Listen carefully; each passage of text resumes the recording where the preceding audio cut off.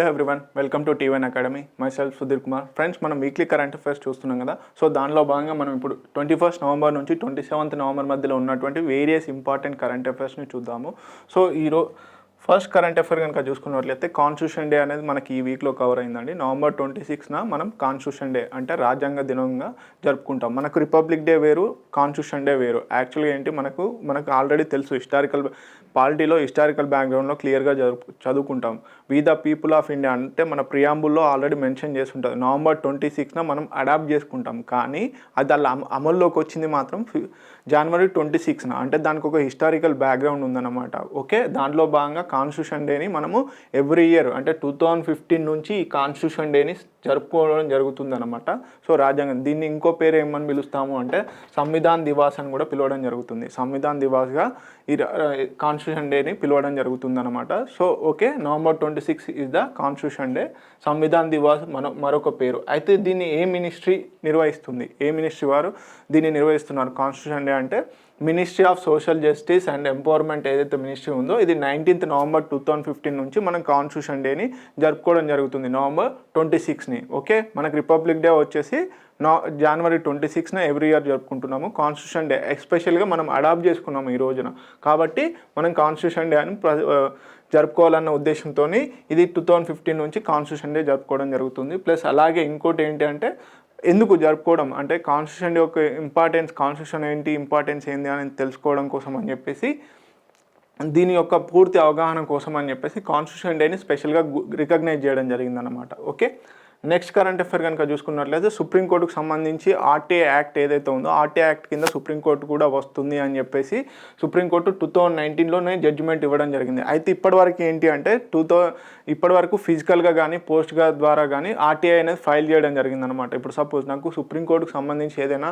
Judgement విషయంలో కానీ ఇంకేదైనా విషయంలో నాకు ఆర్టీఐ రైట్ టు ఇన్ఫర్మేషన్ అనేది కావాలి. సో దాంట్లో భాగంగా ఏంటి, ఇప్పుడు 2019 వరకు ఆర్టీఐ కిందకి సుప్రీంకోర్టు వస్తుందా లేదన్న ఒక సందిగ్ధత ఉండేదన్నమాట. కాకపోతే 2019లో సుప్రీంకోర్టు ఏమని చెప్పింది అంటే, రైట్ టు ఇన్ఫర్మేషన్ యాక్ట్లో ఉన్నటువంటి క్లాస్ ప్రకారం పబ్లిక్ అథారిటీ కిందకి సుప్రీంకోర్టు కూడా వస్తుంది అని చెప్పేసి సుప్రీంకోర్టు 2019లోనే జడ్జిమెంట్ ఇవ్వడం జరిగింది. సో దీంట్లో భాగంగా ఏంటంటే, ఇప్పటివరకు ఏదైనా ఇన్ఫర్మేషన్ కావాలి అనుకుంటే నేను ఫిజికల్గా వెళ్ళి అంటే డైరెక్ట్గా సుప్రీంకోర్టు దగ్గరికి వెళ్ళి అక్కడ ఉన్నటువంటి ఏదైతే రైట్ టు ఇన్ఫర్మేషన్ సెల్ ఏదైతే ఉంటుందో దాంట్లో ఫిజికల్గా సమర్పించడం ద్వారా కానీ లేకపోతే పోస్ట్ ద్వారా కానీ నేను అప్లికేషన్ చేసేవాడిని రైట్ టు ఇన్ఫర్మేషన్. కాకపోతే ఇప్పుడు ఏం చేశారు అంటే, సుప్రీంకోర్టుకు సంబంధించిన ఆర్టీఐ సంబంధించి ఏదైనా ఇన్ఫర్మేషన్ కావాలంటే ఒక పోర్టల్ అనేది లాంచ్ చేయడం జరిగింది, ఆన్లైన్ పోర్టల్ అనేది లాంచ్ చేయడం జరిగింది. సో దీని ద్వారా ఏమవుతుంది, మనము ఇక్కడ నుంచి ఆన్లైన్లోనే రైట్ టు ఇన్ఫర్మేషన్ కింద మనకి ఏదైనా ఇన్ఫర్మేషన్ సమాచారం కావాలి అనుకుంటే సుప్రీంకోర్టుకు సంబంధించి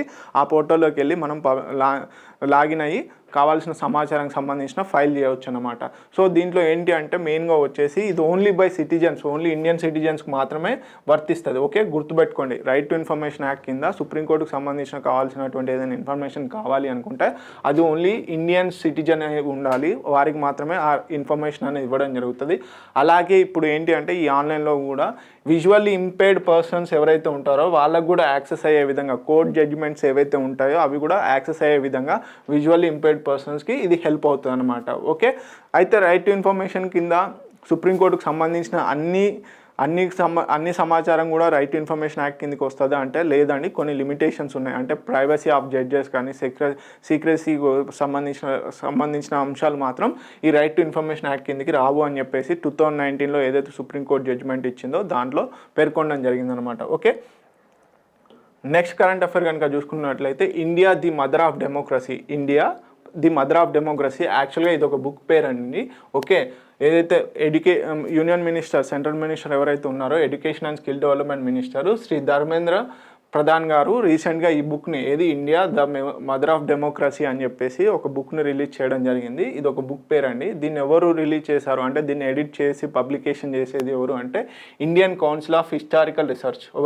Indian council of historical research. యాక్చువల్గా India the mother of democracy అని ఎందుకు అంటే, యాక్చువల్గా దీనికి ఈ పేరు ఇవ్వడం గల కారణం ఏంటి అంటే 76th యునైటెడ్ నేషన్ జనరల్ అసెంబ్లీలో 76th యునైటెడ్ జనరల్ అసెంబ్లీ ఏదైతే ఉందో ఆ టైంలో ప్రధానమంత్రి నరేంద్ర మోడీ గారు ఈ వర్డ్ యూజ్ చేస్తారు, India is not just the oldest democracy but also the mother of democracy అనిగా వర్ణించడం జరుగుతుంది అనమాట. అంటే ఇండియన్ డెమోక్రసీ అనేది ప్రపంచంలోనే ఓల్డెస్ట్ డెమోక్రసీ కాదు, ది మదర్ ఆఫ్ డెమోక్రసీగా వర్ణించడం జరుగుతుంది మన ప్రజాస్వామ్యాన్ని. సో దాన్ని బేస్ చేసుకొని ఈ బుక్కి India the mother of democracy అని ఇవ్వడం జరిగింది. అంటే దీంట్లో ఉన్నటువంటి పొందుపరిచినటువంటి మెయిన్ అంశాలు ఏంటి అంటే యాక్చువల్గా ఎథోస్ అంటే ఏంటి, ఎలాంటి ఎథిక్స్ ఫాలో అయ్యాము డెమోక్రసీలో, ప్రజాస్వామ్యంలో ఇప్పటివరకు అంటే ఇండియాకి సంబంధించిన ప్రజాస్వామ్య విలువలను ఏ విధంగా నెగ్లెక్ట్ చేశారు, ఇంకా ఎలాంటి వెస్టర్న్ కంట్రీస్ ఎస్పెషల్లీ ఎలాంటి ఎలా నెగ్లెక్ట్ చేశారు అన్న విషయం పైన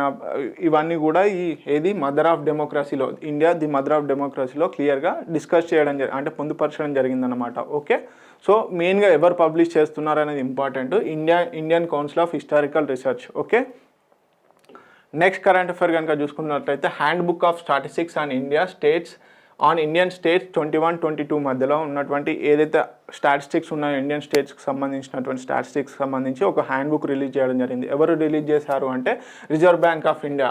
okay, reserve bank of India వారు 7th ఎడిషన్కి సంబంధించినటువంటి హ్యాండ్ బుక్ను ఒకదాన్ని రిలీజ్ చేశారు. అంటే ఈ బుక్లో మెయిన్గా ఈ హ్యాండ్ బుక్ లో ఏముంటాయంటే వేరియస్ సెక్టార్లో ఇండియన్ స్టేట్స్ ఏ విధంగా పర్ఫార్మెన్స్ చేస్తున్నాయి, అసలు ఎక్కడెక్కడ ఏ విధంగా ఉంది, ఇండియా యొక్క ఆర్థిక సామర్థ్యత ఎలా ఉంది, ఇండియా ఇంకా ఏ విధంగా పర్ఫామ్ చేయాలి, ఏ సెక్టార్లో మనం వెనుకబడి ఉన్నాము అని చెప్పేసి అన్నీ కూడా ఈ హ్యాండ్ బుక్లో పొందుపరచడం జరిగింది. ఇది ఆర్బీఐ వారు hand book of statistics on Indian states 21-22ను ఎవరు రిలీజ్ చేశారని అడిగితే కనుక అది రిజర్వ్ బ్యాంక్ ఆఫ్ ఇండియా. ఎందుకంటే ఇక్కడ స్టాటిస్టిక్స్ ఉంది అని చెప్పేసి ఆప్షన్స్లలో ఒక్కొక్కసారి minister of statistics and programme implementations అని ఇవ్వచ్చు. సో కాకపోతే కాదండి, రిజర్వ్ బ్యాంక్ ఆఫ్ ఇండియా వారు ఇది ఎన్నో ఎడిషన్ అంటే 7th ఎడిషన్. దీంట్లో మెయిన్గా సోషియో డెమోగ్రాఫిక్స్ కానీ స్టేట్ డొమెస్టిక్ ప్రోడక్ట్ సంబంధించి, అగ్రికల్చర్కి సంబంధించి, prices and wages, industry, every సెక్టార్ను కూడా ఈ హ్యాండ్ బుక్లో పొందుపరిచారండి. అంటే ఎప్పటి నుంచి ఎప్పటి వరకు అంటే 1951 నుంచి 21-22 మధ్యలో, 1951 నుంచి 2021-22 మధ్యలో ఉన్నటువంటి వేరియస్ స్టాట్స్ని కంపారిజన్ చేస్తూ ఈ హ్యాండ్ బుక్ అనేది రిలీజ్ చేయడం జరిగింది. చాలా ఇంపార్టెంట్ డాటా అనేది దొరుకుతుంది. ఇది ఒక ఎకనామిక్ సర్వే లాగా అనుకోండి. సో ఎక్కడెక్కడ ఫోకస్ చేయాలనేది కూడా ఈ హ్యాండ్ బుక్ డాటాలో, ఎస్పెషల్లీ మెయిన్స్ ఎవరైతే రాస్తున్నారో, ఎవరు సివిల్ సర్వీసెస్ మెయిన్స్ కానీ అలాగే గ్రూప్ 1 మెయిన్స్ రాస్తున్నారో ఈ బుక్ రిఫర్ చేయండి. ఎందుకంటే చాలా ఇంపార్టెంట్, దీంట్లో ఇచ్చే స్టాట్స్ కూడా ఒక్కొక్కసారి మెన్షన్ చేయడం జరుగుతుంది. అలాగే మెయిన్గా వచ్చేసి ఈ బుక్ మెయిన్గా ఏం చెప్పింది అంటే, ఈ రిపోర్ట్లో ఏం చెప్పడం జరిగింది అంటే ఇండియా వేరియస్ 2020 నుంచి అంటే కోవిడ్ తర్వాత వేరియస్ ఎకనామికల్గా షాక్స్ అనేది తీసుకుంటుంది, అయినప్పటికీ కూడా మైక్రో ఎకనామిక్గా నిలదొక్కుంటుంది అని చెప్పేసి చెప్పడం జరిగిందనమాట. కాకపోతే ఇప్పటికి కూడా మైక్రో ఎకనామిక్ అవుట్లుక్ ఏమని చెప్తుందంటే పాజిటివ్లో ఉన్నప్పటికీ కూడా India is still impacted by the global headwinds అంటే ఏం లేదండి, price rising of the oils కానీ, క్రూడ్ ఆయిల్ ప్రైస్ రైజ్ అవ్వడం కానీ, లేకపోతే రష్యా ఉక్రెయిన్ వార్ జరుగుతుంది, ఇలాంటి షాక్ అబ్జర్వ్స్ అనేవి జరుగుతూ ఉన్నాయి. అయినప్పటికీ కూడా పాజిటివ్ గ్రోత్ రేట్లోనే ఉంది, ఇంకా వేరియస్ సెక్టార్లో ఫోకస్ చేయాల్సింది ఉంది అని చెప్పేసి ఈ హ్యాండ్ బుక్ అనేది రిలీజ్ చేయడం జరిగింది. మెయిన్గా ఏంటంటే కంపారిజన్, అంటే స్టేట్స్ ప్రజెంట్గా అంటే ఇండియా యొక్క ఎకానమీతో పాటుగా వేరియస్ స్టేట్స్ యొక్క ఎకానమీని కూడా కంపారిజన్ చేసిందనమాట. సో దీంట్లో ఇంకోటి ఏంటంటే ఈ 7th ఎడిషన్లో 2 కొత్త సెక్టార్స్ని కూడా యాడ్ చేయడం జరిగింది. ఏంటి అంటే ఒకటి హెల్త్, ఇంకోటి environment. Okay, health and environment సెక్టార్స్ని ఈ హ్యాండ్ బుక్లో ప్రజెంట్గా రిలీజ్ చేసినటువంటి 7th ఎడిషన్లో హెల్త్ అండ్ ఎన్విరాన్మెంట్ సెక్టార్స్ని యాడ్ చేయడం జరిగింది. అంటే కంపారిజన్ ఈ హెల్త్కి కూడా ప్లస్ ఎన్విరాన్మెంట్కి సంబంధించిన కంపారిజన్ కూడా చేయడం జరిగిందనమాట. సో అలాంటి స్టాట్స్ కూడా ఇప్పుడు ఈ హ్యాండ్ బుక్లో అవైలబుల్గా ఉన్నాయి. ఓకే, నెక్స్ట్ కరెంట్ అఫైర్ కనుక చూసుకున్నట్లయితే national education society for tribal స్టూడెంట్స్కు సంబంధించినటువంటి ఇది ఒకటి ఆర్గనైజేషన్, సొసైటీ అండి. ఇది మినిస్ట్రీ ఆఫ్ ట్రైబల్ వెల్ఫేర్ ఏదైతే ఉందో ministry of tribals and welfare కింద ఉంటుంది. ఏది national education society for tribal students. అయితే ఇది రీసెంట్గా ఒక మెమొరాండమ్ ఆఫ్ అండర్స్టాండింగ్ చేసుకుంది అండి. ఎవరితోని అంటే 1 million for 1 billion అనే ఒక ఫౌండేషన్తో ఏం చేసింది అంటే ఏకలవ్య కాలేజ్ ఏదైతే గురుకులాలు ఉంటాయో, ఏకలవ్య స్కూల్స్ ఏవైతే ఉంటాయో ఏకలవ్య మోడల్ రెసిడెన్షియల్ స్కూల్స్ ఉంటాయి కదండి, దీంట్లలో ఉన్నటువంటి టీచర్స్కి కానీ స్టూడెంట్స్కి కానీ స్కిల్ ఎంపవర్మెంట్ చేయడానికి కోసం అని చెప్పేసి memorandum of understanding national education society for tribal students plus అలాగే 1 million ఫర్ 1 billion మధ్యలో ఉన్న ఫౌండేషన్కి మధ్యలో ఒక మెమరాండమ్ ఆఫ్ అండర్స్టాండింగ్ జరిగింది. అయితే ఈ స్కిల్ డెవలప్మెంట్ అనేది ఏ విధంగా చేస్తారు అంటే మెయిన్గా వచ్చేసి ఆగమెంటెడ్ రియాలిటీ ప్లస్ వర్చువల్ రియాలిటీ పరంగా యూజ్ చేసుకొని ఈ రెండు టెక్నాలజీస్ని ఏది ఆగమెంటెడ్ రియాలిటీ మరియు అలాగే వర్చువల్ రియాలిటీని రెండింటిని యూజ్ చేసుకొని కూడా ఈ స్కిల్ డెవలప్మెంట్ అనేది చేస్తారనమాట. అంటే స్కిల్స్ అనేది ఎక్కువగా కరికులంలో అంటే టీచర్స్ ఏ విధంగా టీచ్ చేయాలి, వాళ్ళు అంటే స్టూడెంట్స్కి ఏ విధంగా టీచ్ చేస్తే ఎక్కువగా నాలెడ్జ్ గెయిన్ చేసుకుంటారు, ఎక్కువగా క్లాస్ అట్రాక్టివ్గా వినడం జరుగుతుంది అని చెప్పేసి అలాంటి స్కిల్స్ పైన టీచర్స్కి ట్రైనింగ్ ఇవ్వడం జరుగుతుంది. అలాగే స్టూడెంట్స్కి వచ్చేసి వారికి ఉన్నటువంటి కరికులమ్స్ ఏవైతే సిలబస్ ఉంటుందో ఆ సిలబస్ని ఎలా చదవాలి ఏంటి ఆగమెంటెడ్ రియాలిటీలో వర్చువల్ రియాలిటీలో టీచ్ చేయడం జరుగుతుంది అన్నమాట. ఓకే, మన అందరికీ తెలుసు ఏకలవ్య మోడల్ రెసిడెన్షియల్ స్కూల్స్ అనేవి ట్రైబల్ పీపుల్ ఎక్కువైతే ఉంటారో అక్కడ ఏకలవ్య మోడల్ రెసిడెన్షియల్ స్కూల్స్ అనేవి తీసుకురావడం జరుగుతుంది. ఇది మినిస్ట్రీ ఆఫ్ ట్రైబల్ అఫైర్ ఏదైతే ఉందో వీటికి ఈ మినిస్ట్రీ కింద ఏకలవ్య మోడల్ రెసిడెన్షియల్ స్కూల్స్ అనేవి ఉండడం జరుగుతుంది. అయితే ఎప్పుడు తీసుకొచ్చారు ఏకలవ్య మోడల్ రెసిడెన్షియల్ స్కూల్స్ అంటే 1997 నుంచి 1980 మధ్యలో ఏదైతే ఫైనాన్షియల్ ఇయర్ ఉందో ఆ ఇయర్లో ఈ ఏకలవ్య మోడల్ రెసిడెన్షియల్ స్కూల్ అనేది లాంచ్ చేయడం జరిగింది.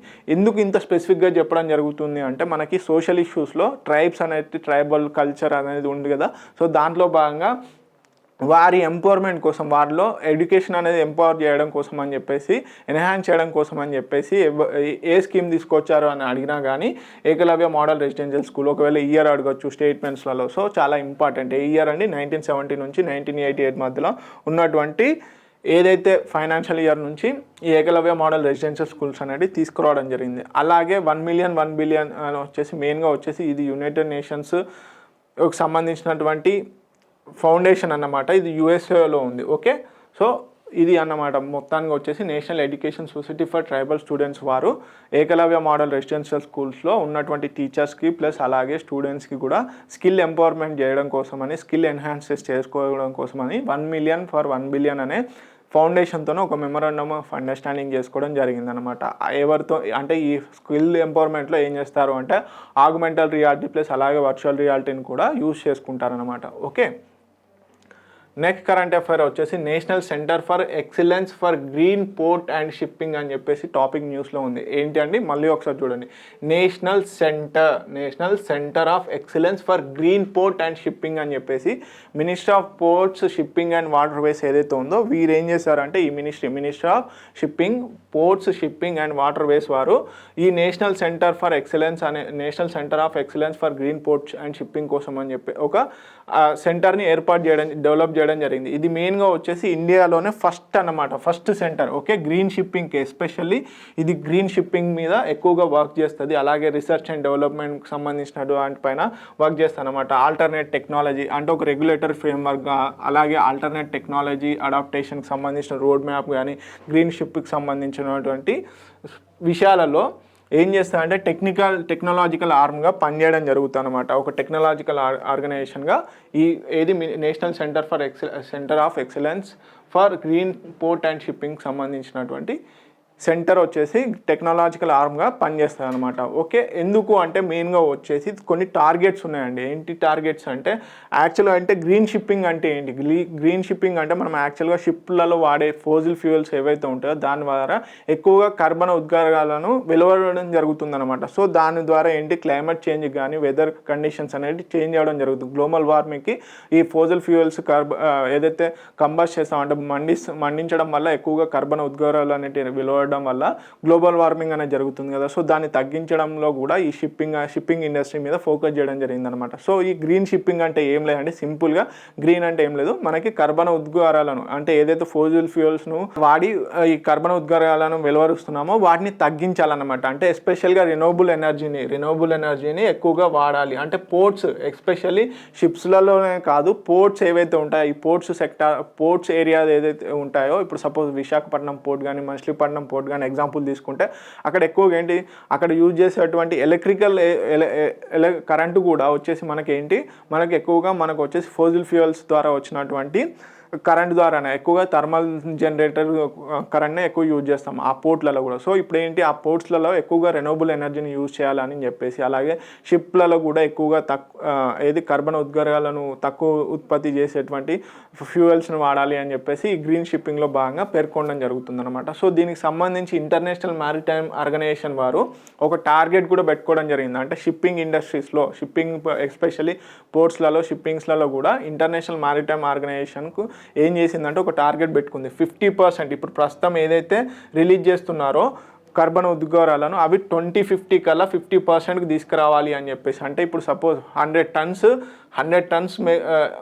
టన్స్ వచ్చేసి ఒక కర్బన ఉద్గారం అంటే ఒక కార్బన్ డైఆక్సైడ్ అనేది 100 టన్స్ రిలీజ్ చేస్తున్నామంటే అది కనీసం 50 టన్స్కి తీసుకురావాలి అని చెప్పేసి టార్గెట్ పెట్టుకుంది. ఏ లెవెల్స్ అండి, 2008 లెవెల్కి. 2008 ఇయర్ గాను 2008కి సంబంధించిన బేస్ లెవెల్ను పెట్టుకొని అప్పుడు ఉన్నటువంటి వాల్యూస్, ఇప్పుడు సపోజ్ 2008లో మనం ఒక 200 టన్నుల కర్బన ఉద్గారాలను షిప్పింగ్ ద్వారా ఉత్పత్తి వాతావరణంలోకి వెలువరిస్తామనుకోండి. సో ఏంటి, ఆ 200 టన్నుల నుంచి 100 టన్నులకు 2050 కల్లా తీసుకురావాలి గ్రీన్ షిప్పింగ్ ద్వారా అని చెప్పేసి పేర్కొనడం జరిగింది. అలాగే ఇండియా కూడా కొన్ని టార్గెట్స్ అనేటివి పెట్టుకోవడం జరిగింది. మ్యారిటైమ్ విజన్ డాక్యుమెంట్ 2030 అని చెప్పేసి ఒక డాక్యుమెంట్ని కూడా రిలీజ్ చేయడం జరిగింది. ఇది గ్రీన్ షిప్పింగ్ పైన మ్యారిటైమ్ విజన్ డాక్యుమెంట్ 2030 అని చెప్పేసి కూడా తీసుకురావడం జరిగింది. ఈ డాక్యుమెంట్లో ఏం చెప్పారు అంటే మెయిన్గా వచ్చేసి పోర్ట్స్లలో 60% వరకు కూడా యూజ్ చేసే ఏదైతే ఎలక్ట్రిసిటీ ఉంటుందో, కరెంట్ ఉంటుందో దాన్ని 60% వరకు కూడా ఈ రినోవబుల్ ఎనర్జీ ద్వారా తీసుకురావాలి 2030 కల్లా అని చెప్పేసి చెప్పడం జరిగిందనమాట. ఓకే, డ్రాఫ్ట్ ఒక గ్రీన్ పోర్ట్ పాలసీ అని చెప్పేసి ఒక డ్రాఫ్ట్ కూడా తీసుకురావడం జరిగింది. ఓకే, ఇది గ్రీన్ షిప్పింగ్ సంబంధించినటువంటి మొత్తం డాటా ప్లస్ అలాగే national centre of excellence for green port and shipping వచ్చేసి దానికి సంబంధించిన మ్యాటర్. ఓకే, నెక్స్ట్ వచ్చేసి ఇండియా ఆస్ట్రేలియా మధ్యలో ఉన్నటువంటి ఎకనామిక్ కోఆపరేషన్ అండ్ ట్రేడ్ అగ్రిమెంట్కి సంబంధించినటువంటి న్యూస్లో ఉందండి. ఏంటి అంటే ఎకనామిక్ కోఆపరేషన్కి సంబంధించిన ఫ్రీ ట్రేడ్ అగ్రిమెంట్ అనేది ఏప్రిల్లో జరిగింది. ఈ ఇయర్ ఏప్రిల్లో చేసుకోవడం జరిగిందనమాట. ఏప్రిల్లో ఎకనామిక్ కోఆపరేషన్ ట్రేడ్ అగ్రిమెంట్ అనేది ఏప్రిల్ 2020లో చేసుకోవడం జరిగింది. అయితే దీనికి సంబంధించి ఆస్ట్రేలియన్ పార్లమెంట్ ఏదైతే ఉందో ఆస్ట్రేలియన్ పార్లమెంట్ అప్రూవల్ ఇచ్చిందనమాట. ఏమని, India Australia economic cooperation and trade agreement approved by the Australian parliament. So ఇప్పుడు ఏంటి అంటే ఈ బయలాటరల్ ట్రేడ్ ఏదైతే ఉందో ఇండియా ఆస్ట్రేలియా మధ్య ఉన్నటువంటి బయలాటరల్ ట్రేడ్లో ఎక్కువగా కస్టమ్స్ కానీ ఇవన్నీ కూడా తగ్గించుకోవడం, ఒక రకంగా చెప్పాలంటే ఫ్రీ ట్రేడ్ అగ్రిమెంట్ అనుకోండి. అంటే ఇది కూడా ఇండియా అంటే ఒక డెవలప్డ్ కంట్రీతోని, స్పెసిఫిక్గా చెప్తున్నాను, ఒక డెవలప్డ్ కంట్రీతోని, డెవలపింగ్ కంట్రీతోని కాదండి, డెవలప్డ్ కంట్రీతోని చేసుకున్నటువంటి first economic cooperation trade agreement అనమాట. అంటే ఫ్రీ ట్రేడ్ అగ్రిమెంట్ ఏదైనా చేసుకుంది ఒక డెవలప్డ్ కంట్రీతోని ఇండియా చేసుకుంది అంటే అది ఆస్ట్రేలియాతోని ఫస్ట్ టైం అన్నమాట. ఓకే, సో దీని ద్వారా ఏంటంటే నెక్స్ట్ 5 ఇయర్స్లో మొత్తంగా 45 నుంచి $50 బిలియన్ US డాలర్స్ ఉన్నటువంటి ట్రేడ్ అనేది జరగబోతుంది, పెంచబోతున్నాము అని చెప్పేసి raise bilateral trade to $40 to 50 billion అని చెప్పేసి చెప్పడం జరుగుతుంది. ఇది వితిన్ 5 ఇయర్స్లో, నెక్స్ట్ 5 ఇయర్స్లో. అలాగే 10 lakhs జాబ్స్ అనేవి ఇండియాలో ఇండైరెక్ట్గా డెవలప్ అవుతున్నాయి ఈ economic cooperation and trade agreement ద్వారా. అలాగే ఇన్వెస్ట్మెంట్స్ అనేవి, ప్రమోషన్స్ అనేవి జరుగుతూ ఉంటాయి. అలాగే డ్యూటీ ఫ్రీ యాక్సెస్, సింపుల్గా ఎకనామిక్ కోఆపరేషన్ ట్రేడ్ అగ్రిమెంట్స్ అంటే ఏం లేదండి, ఫ్రీ కస్టమ్స్ ఫ్రీకి సంబంధించి కానీ అలాగే డ్యూటీ ఫ్రీకి సంబంధించిన ఆస్ట్రేలియన్ మార్కెట్స్ కానీ అలాగే ఇండియాకి సంబంధించినవి ఒకవేళ ఆస్ట్రేలియాకి ఎక్స్పోర్ట్ చేయాలంటే వాళ్ళు ఇంపోజ్ చేసే కస్టమ్స్ డ్యూటీస్ కానీ ఇవన్నీ కూడా ఇండియన్ మార్కెట్ ఉన్నటువంటి బ్రాండ్స్ పైన తక్కువ కస్టమ్ డ్యూటీస్ కానీ అసలు కొన్ని వస్తువుల మీద కస్టమ్స్, ఎస్పెషల్లీ టెక్స్టైల్ కానీ, జ్యువెలరీ కానీ, ఫర్నిచర్ కానీ, మిషనరీకి సంబంధించిన వాటిపైన తక్కువ కస్టమ్స్ ఉంటాయని చెప్పేసి ఈ ఎకనామిక్ కోఆపరేషన్ ట్రేడ్ అగ్రిమెంట్లో చేసుకోవడం జరిగింది. అంటే ఈ ఎకనామిక్ కోఆపరేషన్ ట్రేడ్ అగ్రిమెంట్లో నాట్ ఓన్లీ ట్రేడ్ అండి, ఎడ్యుకేషన్ కానీ, స్కిల్ డెవలప్మెంట్ కానీ ఇవి కూడా ఈ ఎకనామిక్ కోఆపరేషన్ ట్రేడ్ అగ్రిమెంట్లో భాగంగా ఉన్నాయన్నమాట. ఓకే, సో ఇది India Australia economic cooperation trade అగ్రిమెంట్కి సంబంధించి.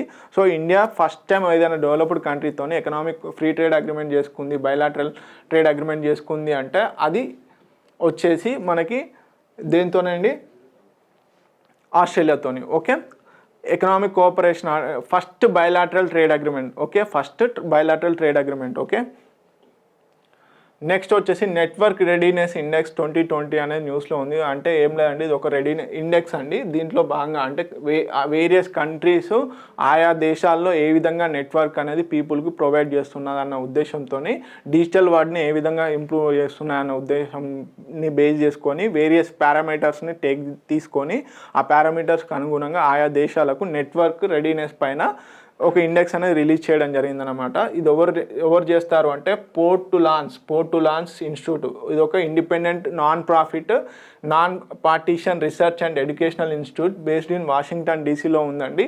సో ఈ పోర్ట్ టు లాన్స్ ఇన్స్టిట్యూట్ వచ్చేసి ఈ నెట్వర్క్ రెడీనెస్ ఇండెక్స్ అనేది ఇవ్వడం జరుగుతుంది. దాంట్లో భాగంగా 2020లో రీసెంట్గా ఈ ర్యాంక్స్ ఇవ్వడం జరిగింది. దాంట్లో భాగంగా ఇండియాకి వచ్చేసి 61st ర్యాంక్ వచ్చింది. ఓకే, ఇంతకుముందు ఎంత అండి 67 ర్యాంక్ ఉండే. ఓకే, ఇంతకుముందు లాస్ట్ ఇయర్ 27లో 67th ర్యాంక్ ఉండే, ఇప్పుడు వచ్చేసి 61st ర్యాంక్ వచ్చింది. అంటే 6 ర్యాంక్స్ వచ్చేసి మెరుగుపరుచుకుందనమాట ఇండియా. ఓకే, ఈ నెట్వర్క్ రెడీనెస్లో ఈ 6 ర్యాంక్స్ మెరుగుపరుచుకొని 61st పొజిషన్లో ఉంది. ఓకే, మొత్తంగా ఓవరాల్గా ఎన్ని కంట్రీస్కి ఇండెక్స్ ఇచ్చారు అంటే 134 కంట్రీస్లో ఇండియా వచ్చేసి 61st పొజిషన్లో ఉంది. ఓకే, ఎవరు ఇస్తారు అంటే పోస్ట్ లాన్స్ ఇన్స్టిట్యూట్ వారు ఇస్తారు. సో కొన్ని సెక్టార్స్ అంటే వేరియస్ సెగ్మెంట్స్ తీసుకుంటాం కదా, ఆ సెగ్మెంట్స్లలో ఇండియాకి ఫస్ట్ అండ్ సెకండ్ ర్యాంక్స్ వచ్చాయన్నమాట. దాంట్లో భాగంగా ఫస్ట్ ర్యాంక్ వచ్చేసి ఆర్టిఫిషియల్ ఇంటెలిజెంట్ టాలెంట్ కాన్సన్ట్రేషన్లో, అంటే ఆర్టిఫిషియల్ ఇంటెలిజెన్స్ డెవలప్మెంట్ చేయడం కోసము ఆర్టిఫిషియల్ ఇంటెలిజెన్స్ పైన ఉన్నటువంటి టాలెంట్కి సంబంధించినటువంటి కాన్సన్ట్రేషన్ చేయడంలో ఈ కేటగిరీలో వచ్చేసి ఫస్ట్ ర్యాంక్ వచ్చింది ఇండియాకి. అలాగే ఇంకో కేటగిరీలో వచ్చేసి mobile broadband internet traffic within the country. ఏమంటున్నాడు, mobile broadband internet traffic within the కంట్రీలో ఉన్నటువంటి ఈ కేటగిరీకి ఇండియాకి వచ్చేసి సెకండ్ ప్లేస్లో ఉందన్నమాట. సో ఇలాంటి కేటగిరీస్ ఏం చేశాయంటే ఇండియాకి ఇంకా ర్యాంకును పెంచడం జరిగిందనమాట. సో ఓకే, 67th ర్యాంక్లో ఉన్నటువంటి ఇండియా ఇప్పుడు 61st ర్యాంక్లో ఉంది. అయితే యునైటెడ్ స్టేట్స్ వచ్చేసి ఫస్ట్ ప్లేస్లో ఉంది. అంతకుముందు నెదర్లాండ్ ఫస్ట్ ప్లేస్లో ఉండేది, కానీ ఇప్పుడు 4th ప్లేస్కు షిఫ్ట్ అయిపోయి యునైటెడ్ స్టేట్స్కి ఫస్ట్ ప్లేస్ అనేది రావడం జరిగిందనమాట. ఓకే, నెక్స్ట్ కరెంట్ అఫైర్స్ వచ్చేసి టాయిలెట్స్ 2.0 క్యాంపెయిన్ అనేది ఉంది. ఈ న్యూస్లో ఉందండి. ఏంటంటే union minister of housing and urban affairs వారు ఈ టాయిలెట్స్ 2.0 క్యాంపెయిన్ అనేది తీసుకురావడం జరిగింది. ఎక్కడ అంటే బెంగళూరులో టాయిలెట్స్ 2.0 క్యాంపెయిన్ అనేది బెంగళూరులో తీసుకురావడం జరిగింది. దీన్ని అంటే మెయిన్గా ఈ టాయిలెట్స్ 2.0 క్యాంపెయిన్ అనేది ఎందుకు తీసుకొచ్చారు అంటే వరల్డ్ టాయిలెట్స్ డే రోజు సెలబ్రేట్ చేసుకోవడం కోసం అని చెప్పేసి, ఎస్పెషల్గా కమ్యూనిటీస్కి సంబంధించినటువంటి కానీ అలాగే పబ్లిక్ టాయిలెట్స్ ఏవైతే ఉంటాయో వీటిపైన, అంటే ఇప్పటివరకు ఏంది టాయిలెట్స్ 1.0లో ఏం చేశారు, పర్సనల్ టాయిలెట్స్ కానీ ఏదైతే పర్సనల్ టాయిలెట్స్ ఉంటాయి కదా వాటి మీద క్యాంపెయిన్ చేయడం జరిగిందనమాట. అంటే వాటి యొక్క హైజీన్ ఎలా మెయింటైన్ చేయాలి, ఎట్లా యూజ్ చేసుకోవాలని చెప్పేసి. సో ఇప్పుడు ఏంది ఈ 2.0 క్యాంపెయిన్లో ఏం చేస్తున్నారు, పబ్లిక్ అండ్ కమ్యూనిటీ టాయిలెట్స్ ఏవైతే ఉంటాయో వీటిపైన ఫోకస్ చేయడం జరుగుతుందన్నమాట. సో ఈ క్యాంపెయిన్లో మెయిన్గా వచ్చేసి 5 థీమాటిక్ ఏరియాస్లో ఫోకస్ చేయడం జరుగుతుంది. పీపుల్ ఫర్ టాయిలెట్స్, ఫస్ట్ వచ్చేసి పీపుల్ ఫర్ టాయిలెట్స్ అంటున్నాడు. అంటే ఇక్కడ ఏం చేస్తారు, cleaning and maintaining community and public toilets ఏవైతే ఉంటాయో వాటిని ఈ పీపుల్ ఫర్ టాయిలెట్స్ కింద మెయింటైన్ చేయాలని చెప్తున్నారు. అలాగే పార్ట్నర్స్ ఫర్ టాయిలెట్స్, అంటే మెయిన్గా వచ్చేసి అడాప్షన్ చేసుకోవాలి పబ్లిక్ టాయిలెట్స్. అంటే ఎవరైనా స్పాన్సర్ చేస్తా అన్నా కానీ వాటిని మెయింటెనెన్స్ స్పాన్సర్ చేస్తా అన్నా కానీ చేయాలి అని చెప్పేసి పార్ట్నర్స్ ఫర్ టాయిలెట్స్ అనే థీమ్ కింద అడాప్షన్ జరుగుతుంది. అలాగే design toilets to design convenient లో కాస్ట్ టాయిలెట్స్. అంటే ఇప్పుడు యాక్చువల్లీ ఏంటి పబ్లిక్ టాయిలెట్స్ కానీ కమ్యూనిటీ టాయిలెట్స్ ఏంటంటే పేడ్ అండ్ యూజ్ అన్నమాట. పేడ్ అండ్ యూజ్ కింద వర్కౌట్ అవుతూ ఉంటాయి. సో దీంట్లో భాగంగా చీప్ కాస్ట్ అంటే లో కాస్ట్ అనేది చేయాలి అని చెప్పేసి దీంట్లో ఏది డిజైన్ టాయిలెట్స్ కింద అనే థీమ్ కింద తీసుకురావడం జరిగింది. అలాగే రేట్ యువర్ టాయిలెట్, అంటే మెయిన్గా ఏంటంటే అక్కడ మెయింటెనెన్స్ ఎలా ఉంది అని చెప్పేసి ఒక పబ్లిక్ ఒక ఫీడ్బ్యాక్ తీసుకోవాలన్న ఉద్దేశంతో రేట్ యువర్ టాయిలెట్ అనేది తీసుకురావడం జరిగింది.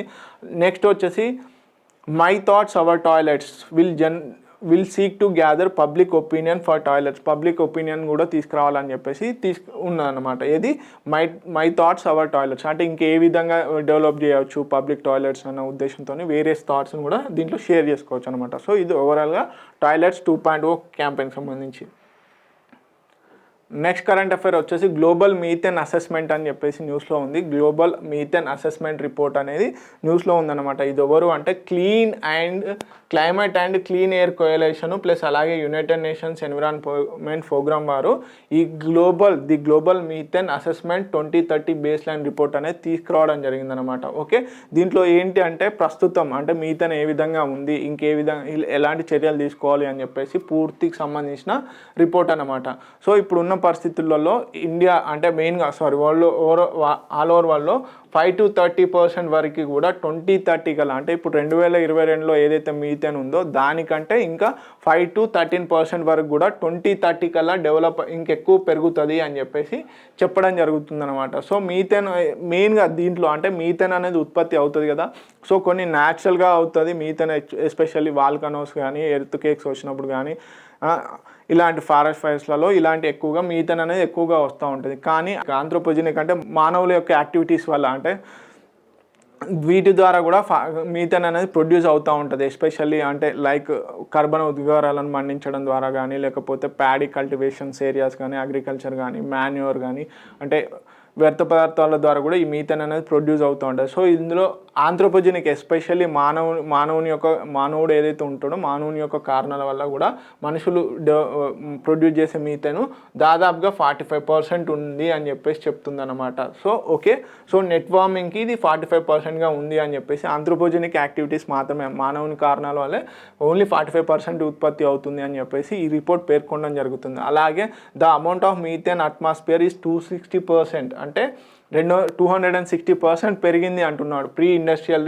లెవెల్స్కి. ఓకే, ఒకప్పుడు సపోజ్ 1 టన్ ఉంది అనుకుందాం ప్రీ ఇండస్ట్రియల్కి ముందు, ఇప్పుడు ఎంత అయింది 260 టన్స్ అయింది అని చెప్పేసి చెప్తున్నాడు. ఓకే, సో 260 టైమ్స్ పెరిగింది ప్రీ ఇండస్ట్రియల్ లెవెల్తో పోల్చినప్పుడు అని చెప్పేసి ఈ గ్లోబల్ మీథేన్ అసెస్మెంట్ ఏది రిపోర్ట్ చెప్తుంది. అంటే స్టేట్మెంట్స్ కూడా ఇవ్వచ్చు. ఏ విధంగా రీసెంట్గా రిలీజ్ చేసినటువంటి గ్లోబల్ మీథేన్ అసెస్మెంట్ రిపోర్ట్లో భాగంగా ప్రీ ఇండస్ట్రియల్ లెవెల్స్తో పోల్చుకున్నప్పుడు ఇప్పుడున్నటువంటి పరిస్థితులలో 150% పెరిగింది అంటాడు, కానీ కాదండి 260% పెరిగింది. సో ఇలాంటివి చూసుకోవాలి. అలాగే వచ్చేసి 80 టైమ్స్ మీథేన్ అంటే ఏంటి? Hydrocarbon that primary component natural gas. Methane is also greenhouse gas having 80 times more warming potential then carbon dioxide. Okay, carbon డైఆక్సైడ్తో పోల్చుకున్నప్పుడు 80 టైమ్స్ ఎక్కువగా గ్లోబల్ వార్మింగ్కి కారణం అవుతుంది అని చెప్పేసి చెప్తున్నాడు. అలాగే 4th largest emitter greenhouse gas. India వచ్చేసి 4th largest greenhouse gas emitter అని చెప్పేసి చెప్తున్నాడు. సో ఇది గ్రీన్ హౌస్ సంబంధించింది అనమాట.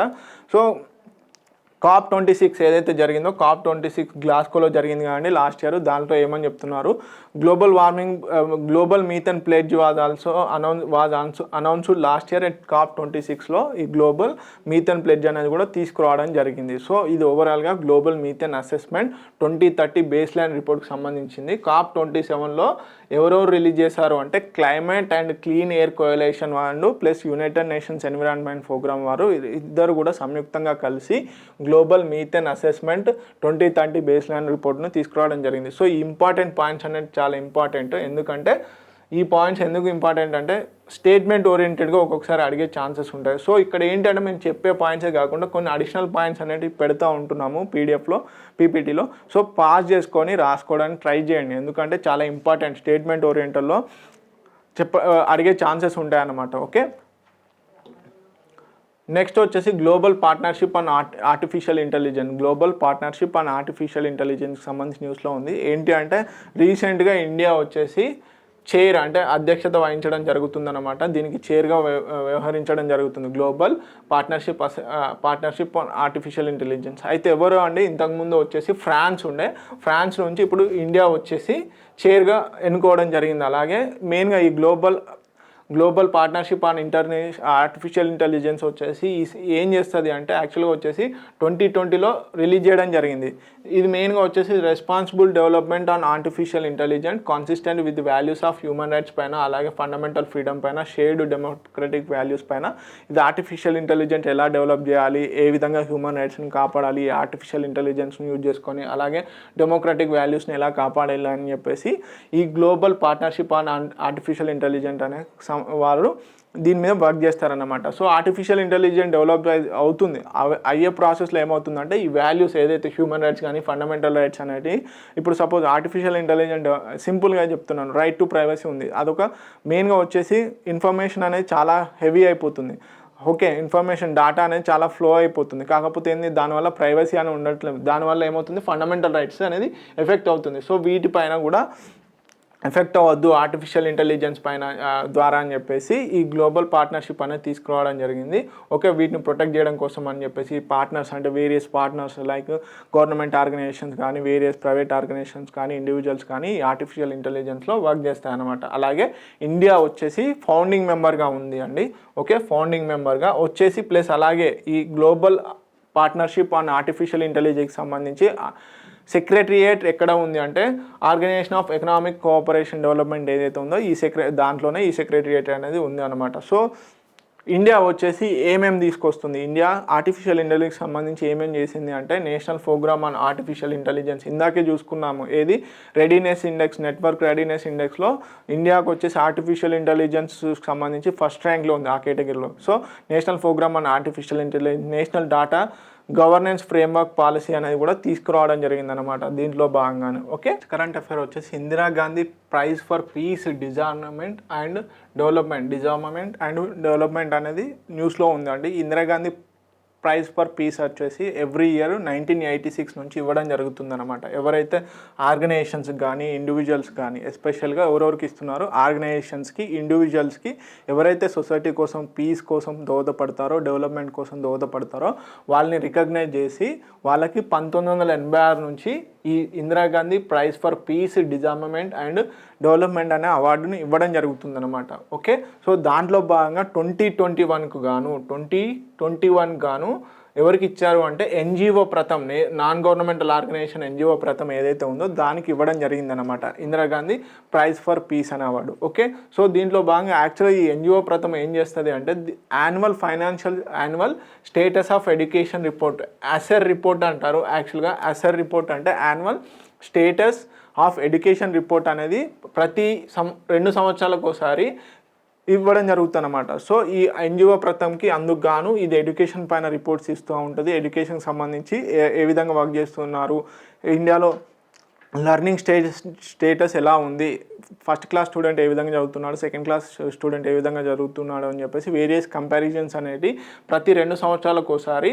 ఈ అసరూపకంగా ఎన్జిఓ ప్రథమ్ ఇవ్వడం జరుగుతుందన్నమాట. సో దాన్ని దృష్టిలో పెట్టుకొని ఈసారి ఇందిరాగాంధీ ప్రైజ్ ఫర్ పీస్ అనే అవార్డు దీనికి ఇవ్వడం జరిగింది, ఎన్జిఓ ప్రథమ్కి ఇవ్వడం జరిగిందనమాట. ఓకే, అవార్డు వచ్చేసి 25 lakhs ప్లస్ అలాగే ఒక సిటేషన్ అనేది ఇవ్వడం, ఒక జ్ఞాపకం కూడా ఇవ్వడం జరుగుతుందన్నమాట. ఓకే, సో దీంట్లో భాగంగానే మెయిన్గా వేరియస్ ఆర్గనైజేషన్స్కి కానీ పర్సనల్స్కి కానీ ఈ 1986 నుంచి Indira Gandhi prize for peace disarmament and development was instituted in the memory of former prime minister. ఇది అందరికీ తెలిసిందే.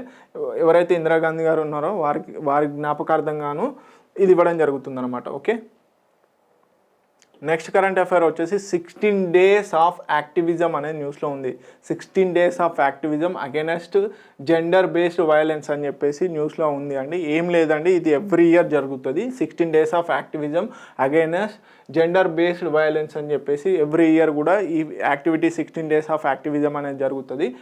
సో ఇదేంటి అంటే November 25th రోజున స్టార్ట్ అయ్యి November 25th ఏది international day of violence against women ఏదైతే ఉందో November 25th international day of violence against women నుంచి ఏది November 25th. So December 10th వరకు ఇంటర్నేషనల్ హ్యూమన్ రైట్స్ డే రోజు వరకు కూడా ఈ 16 days యాక్టివిజం అనేది జరుగుతుంది. ఇదేంటి అంటే జెండర్ బేస్డ్ వైలెన్స్ అగైనెస్ట్గా జెండర్ బేస్డ్ వైలెన్స్ మెయిన్గా వచ్చేసి ఇది బీజింగ్ డిక్లరేషన్ అనేది మనకి 4th world conference on women 1995లో జరిగింది. ఏది వరల్డ్ కాన్ఫరెన్స్ ఆన్ ఉమెన్ వచ్చేసి 4th వరల్డ్ కాన్ఫరెన్స్ అనేది జరిగింది.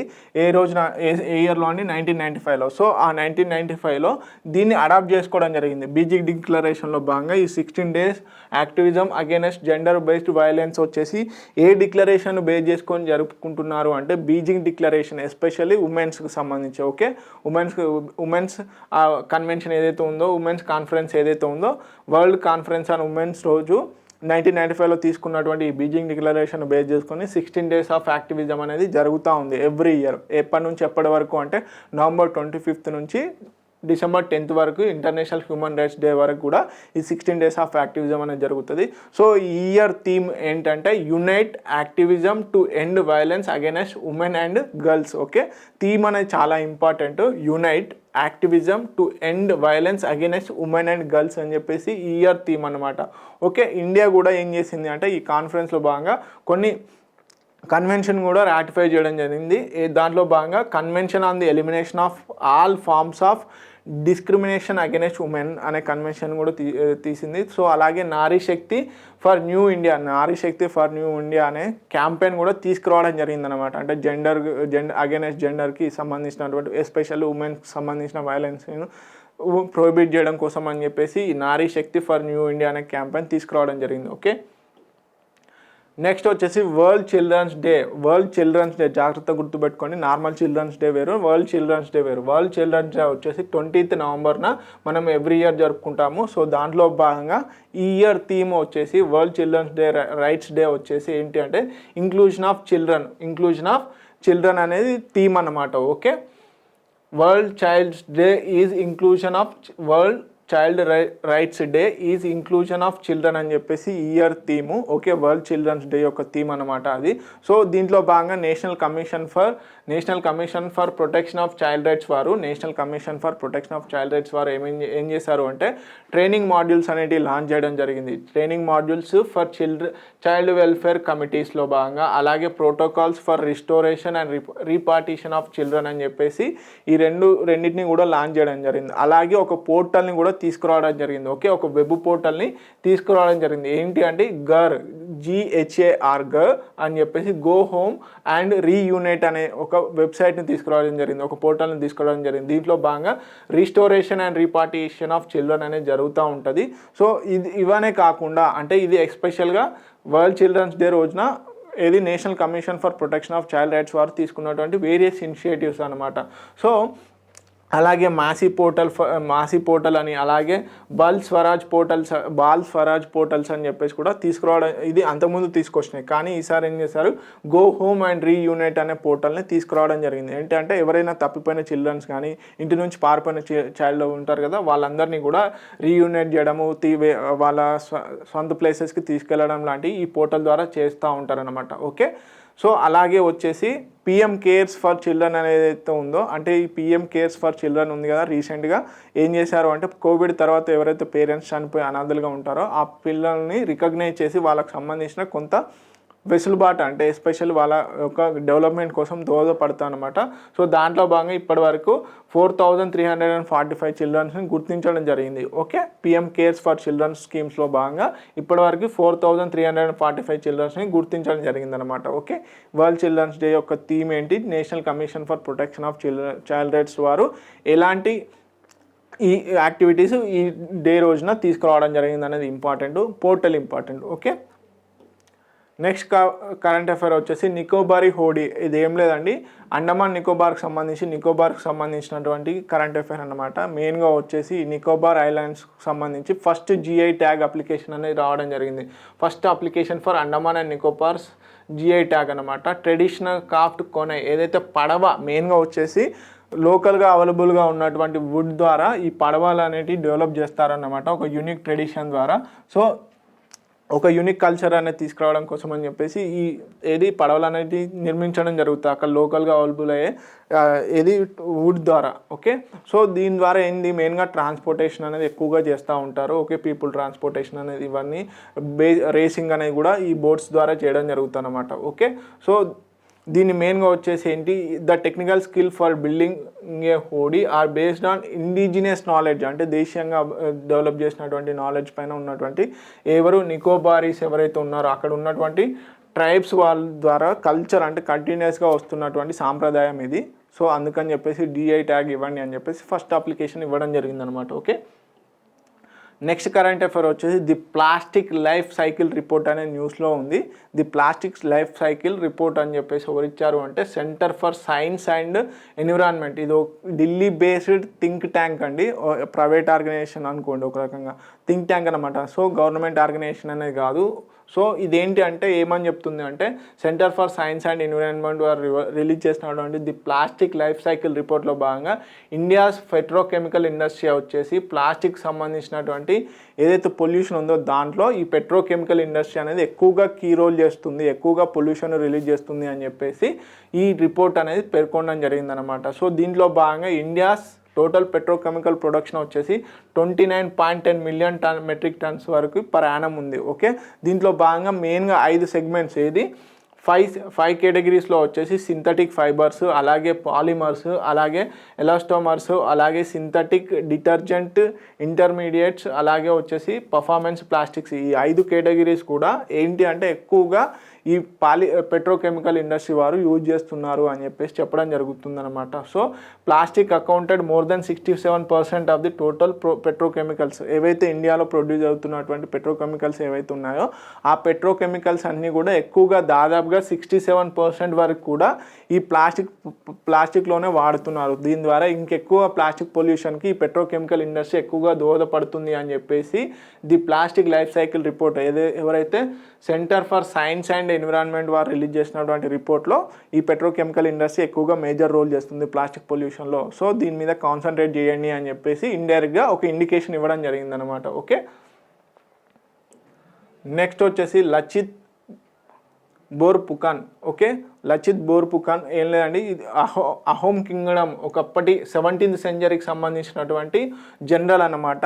సో ఈయన అహోమ్ డైనాస్టీకి సంబంధించినటువంటి వ్యక్తి. ఓకే, 17th అంటే 600 సంవత్సరాల్లో ఈయన ఎక్కువగా చాలా ఫేమస్ అన్నమాట. ఈయన మెయిన్గా వచ్చేసి ఎవరైతే మొఘల్స్ ఉన్నారో అప్పుడు ఉన్నటువంటి మొఘల్స్ పైన ఎక్కువగా 2 బ్యాటిల్స్ అనేది చేయడం జరిగింది, దాంట్లో విక్టరీస్ కూడా పొందడం జరిగిందనమాట. సో దాని ద్వారా ఈయనకు ఎక్కువగా రికగ్నైజేషన్ అనేది జరిగింది. సో దీంట్లో భాగంగా రీసెంట్గా అస్సాం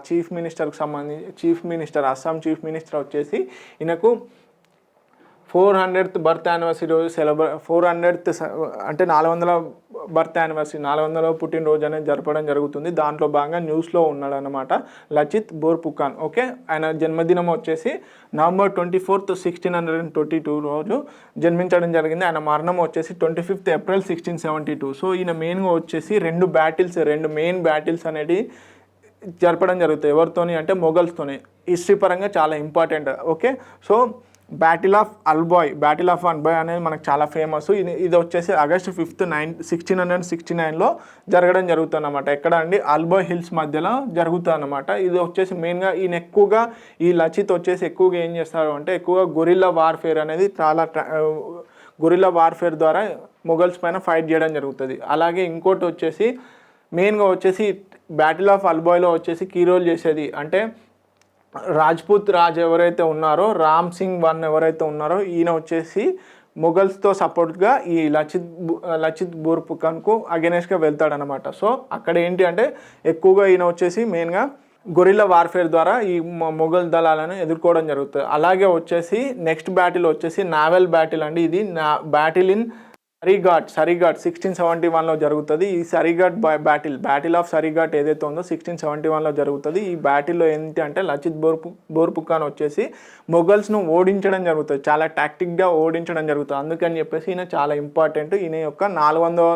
జన్మదినం అనేది సెలబ్రేట్ చేయడం జరుగుతుంది. అందుకు హిస్టరీ పరంగా ఇప్పుడు ఇది స్టాటిక్ పోర్షన్ అయినప్పటికీ కూడా కరెంట్ అఫైర్స్లో ఈయన 400th బర్త్ యానివర్సరీ జరుపుకుంటున్నాం కాబట్టి దాంట్లో భాగంగా ఇది న్యూస్లో ఉంది. న్యూస్ ఐటమ్ని ఒకవేళ స్టార్టింగ్లో కూడా అడిగే ఛాన్సెస్ ఉంటాయి. ఏమని, బ్యాటిల్ ఆఫ్ అల్బాయ్కి సంబంధించి ఎవరు దీంట్లో పార్టిసిపేషన్ జరిగారు అని చెప్పేసి, ఎవరెవరికి మధ్య జరిగిందని చెప్పేసి అడిగే ఛాన్సెస్ ఉంటాయి. లేకపోతే బ్యాటిల్ ఆఫ్ సరైఘాట్ అని చెప్పేసి ఈ 2 కూడా బ్యాటిల్స్ గురించి అడిగే ఛాన్సెస్ ఉంటాయి హిస్టరీలో స్టాటిక్ పోర్షన్లో. ఓకే, ఈ విధంగా లింక్ చేయాలన్నమాట. ఓకే, నెక్స్ట్ వచ్చేసి appendix 1 of CITES convention of international trade of endangered species ఏదైతే ఉందో, convention on international trade in endangered species అంటే ఈ ఎండేంజర్డ్ స్పీసీస్ ఏవైతే ఉంటాయో వాటికి సంబంధించినటువంటి ఇంపోర్ట్ కానీ ఎక్స్పోర్ట్కి సంబంధించి కొన్ని కేటగిరీస్ ఉంటాయి. దాంట్లో అపెండిక్స్ 1 అని, అపెండిక్స్ 2 అని, అపెండిక్స్ 3 అని చెప్పేసి.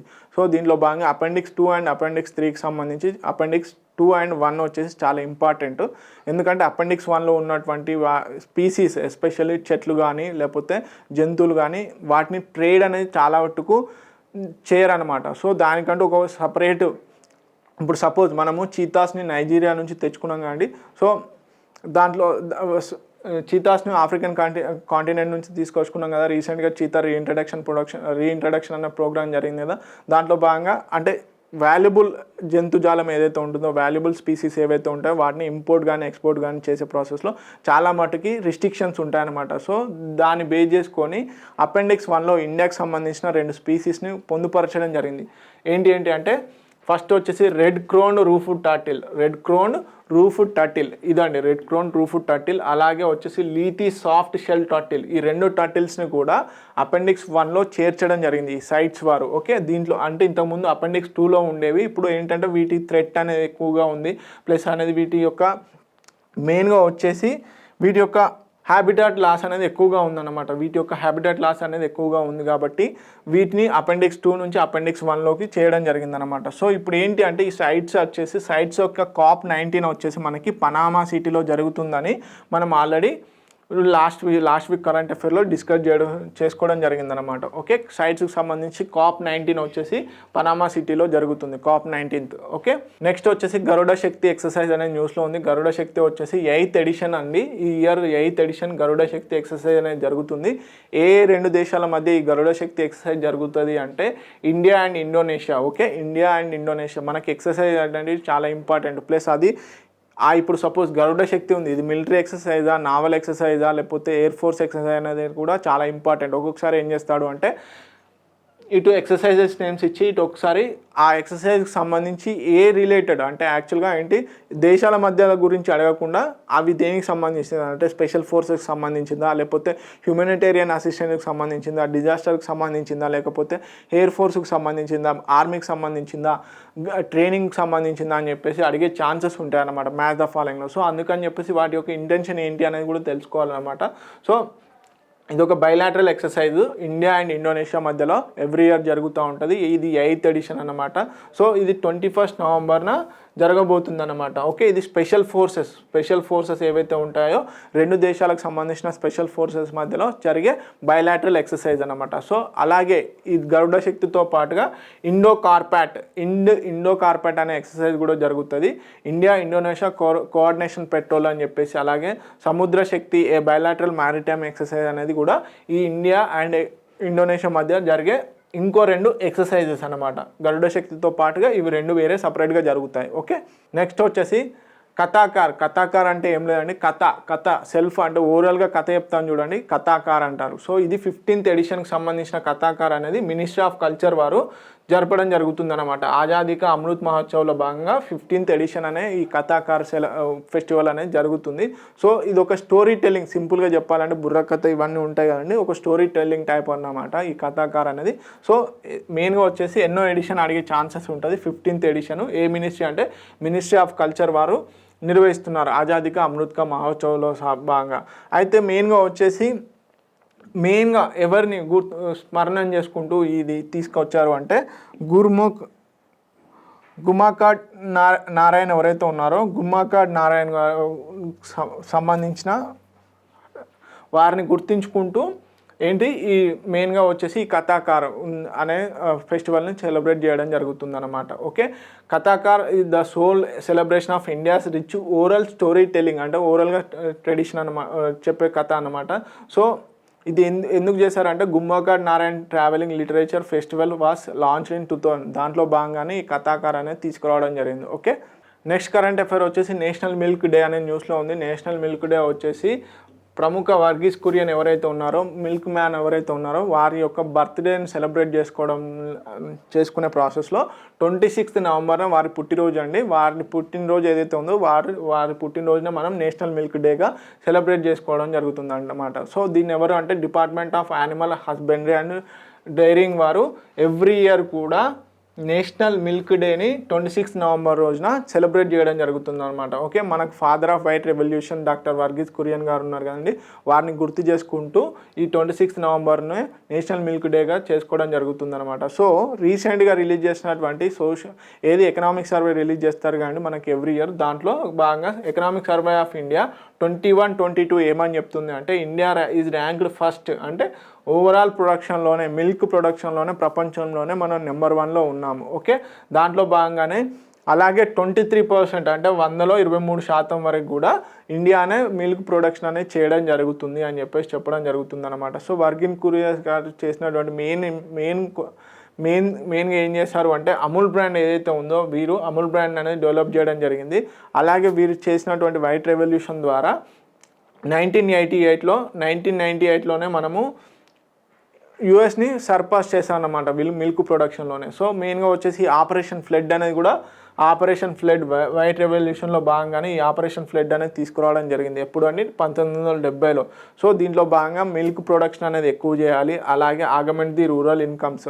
ఓకే, మెయిన్గా రూరల్లో ఏంటి లైఫ్ స్టాక్ అనేది చాలా ఎక్కువగా, సో వాటి ద్వారా వచ్చినటువంటి మిల్క్ అనేది ఎక్కువగా వీళ్ళకి ఆదాయంగా మారాలి తప్ప బర్డెన్ అవ్వకూడదు అని చెప్పేసి రూరల్ యొక్క ఇన్కమ్ అనేది పెరగాలి. అలాగే రీజనబుల్ ప్రైజెస్ ఫర్ కన్జ్యూమర్స్, ఎవరైతే ఇప్పుడు మనం కన్జ్యూమ్ చేస్తున్నామో కన్జ్యూమర్స్కి కూడా రీజనబుల్ ప్రైజెస్ ఉండాలి అని చెప్పేసి ఈ యొక్క ఆపరేషన్ ఫ్లడ్లో మెయిన్గా ఇవి మెయిన్ థీమ్స్ అన్నమాట. Okay, so next current affair కనుక చూసుకున్నట్లయితే అరిత్తపాటి బయోడైవర్సిటీ హెరిటేజ్ సైట్ అనేది న్యూస్లో ఉంది.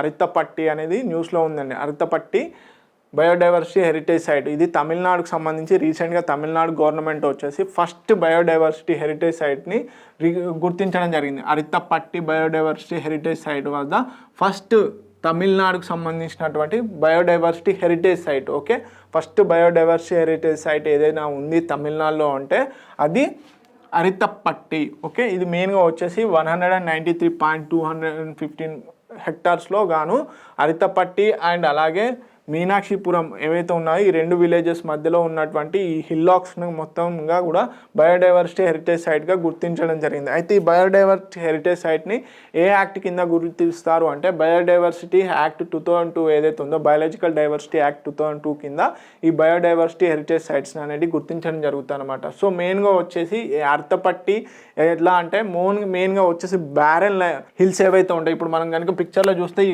హిల్స్ అనేటివి మొత్తం కూడా ఒక 7 గుట్టలు కంటిన్యూస్గా ఉంటాయి అనమాట. 7 హిల్స్ కూడా కంటిన్యూస్గా ఉండి ఒక బ్యారెన్ ల్యాండ్ని క్రియేట్ చేస్తాయి. సో 7 బ్యారెన్ గ్రానైట్ హిల్లాక్స్ మధ్యలో ఈ అరిత్తపట్టి బయోడైవర్సిటీ అని ఉంది. సో అలాగే వచ్చేసి ఇంకా అంటే వేరియస్ మన అందరికీ తెలుసు అక్కడ బయోడైవర్సిటీ పరంగా అంటే ఎక్కువగా వైల్డ్ లైఫ్ కానీ ఇవన్నీ ఎక్కువగా ఉంటాయి బయోడైవర్సిటీ హెరిటేజ్గా గుర్తించే ప్రాసెస్లో.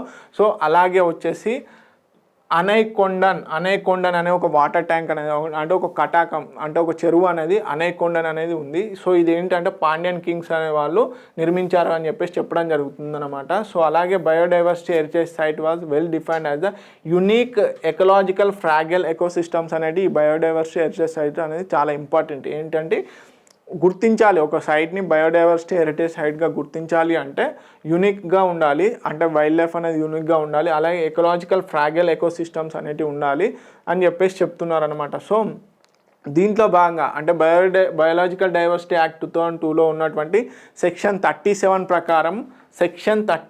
ప్రకారమే ఈ బయోడైవర్సిటీ హెరిటేజ్ సైట్స్ అనేవి గుర్తించడం జరుగుతుంది. అయితే సెక్షన్ 37(1) ఏదైతే ఉందో దాంట్లో ఏమని చెప్తుందంటే స్టేట్ గవర్నమెంట్ ఒక్కొక్కసారి అడిగే ఛాన్సెస్ ఉంటాయి. సెంట్రల్ గవర్నమెంట్ చేస్తుందా స్టేట్ గవర్నమెంట్ చేస్తుందా బయోడైవర్సిటీ హెరిటేజ్ సైట్స్ని అంటే స్టేట్ గవర్నమెంటే based upon time to time monitor కోసం అని చెప్పేసి ఈ బయోడైవర్సిటీ హెరిటేజ్ సైట్స్ని అనౌన్స్ చేయడం జరుగుతుంది అన్నమాట. సో అలాగే ప్రస్తుతానికి ఇదేంటి యాక్చువల్గా అరిత్తపట్టి వచ్చేసి తమిళనాడులో ఫస్ట్ బయోలాజికల్ బయోడైవర్సిటీ అయితే ఇండియాలో వచ్చేసి మనకి నల్లూరు తామరిన్ గ్రోవ్ ఏదైతే ఉందో నల్లూరు తామరిన్ గ్రోవ్ ఇది వచ్చేసి మన కర్ణాటకలో ఉందండి, బెంగళూరు దగ్గర.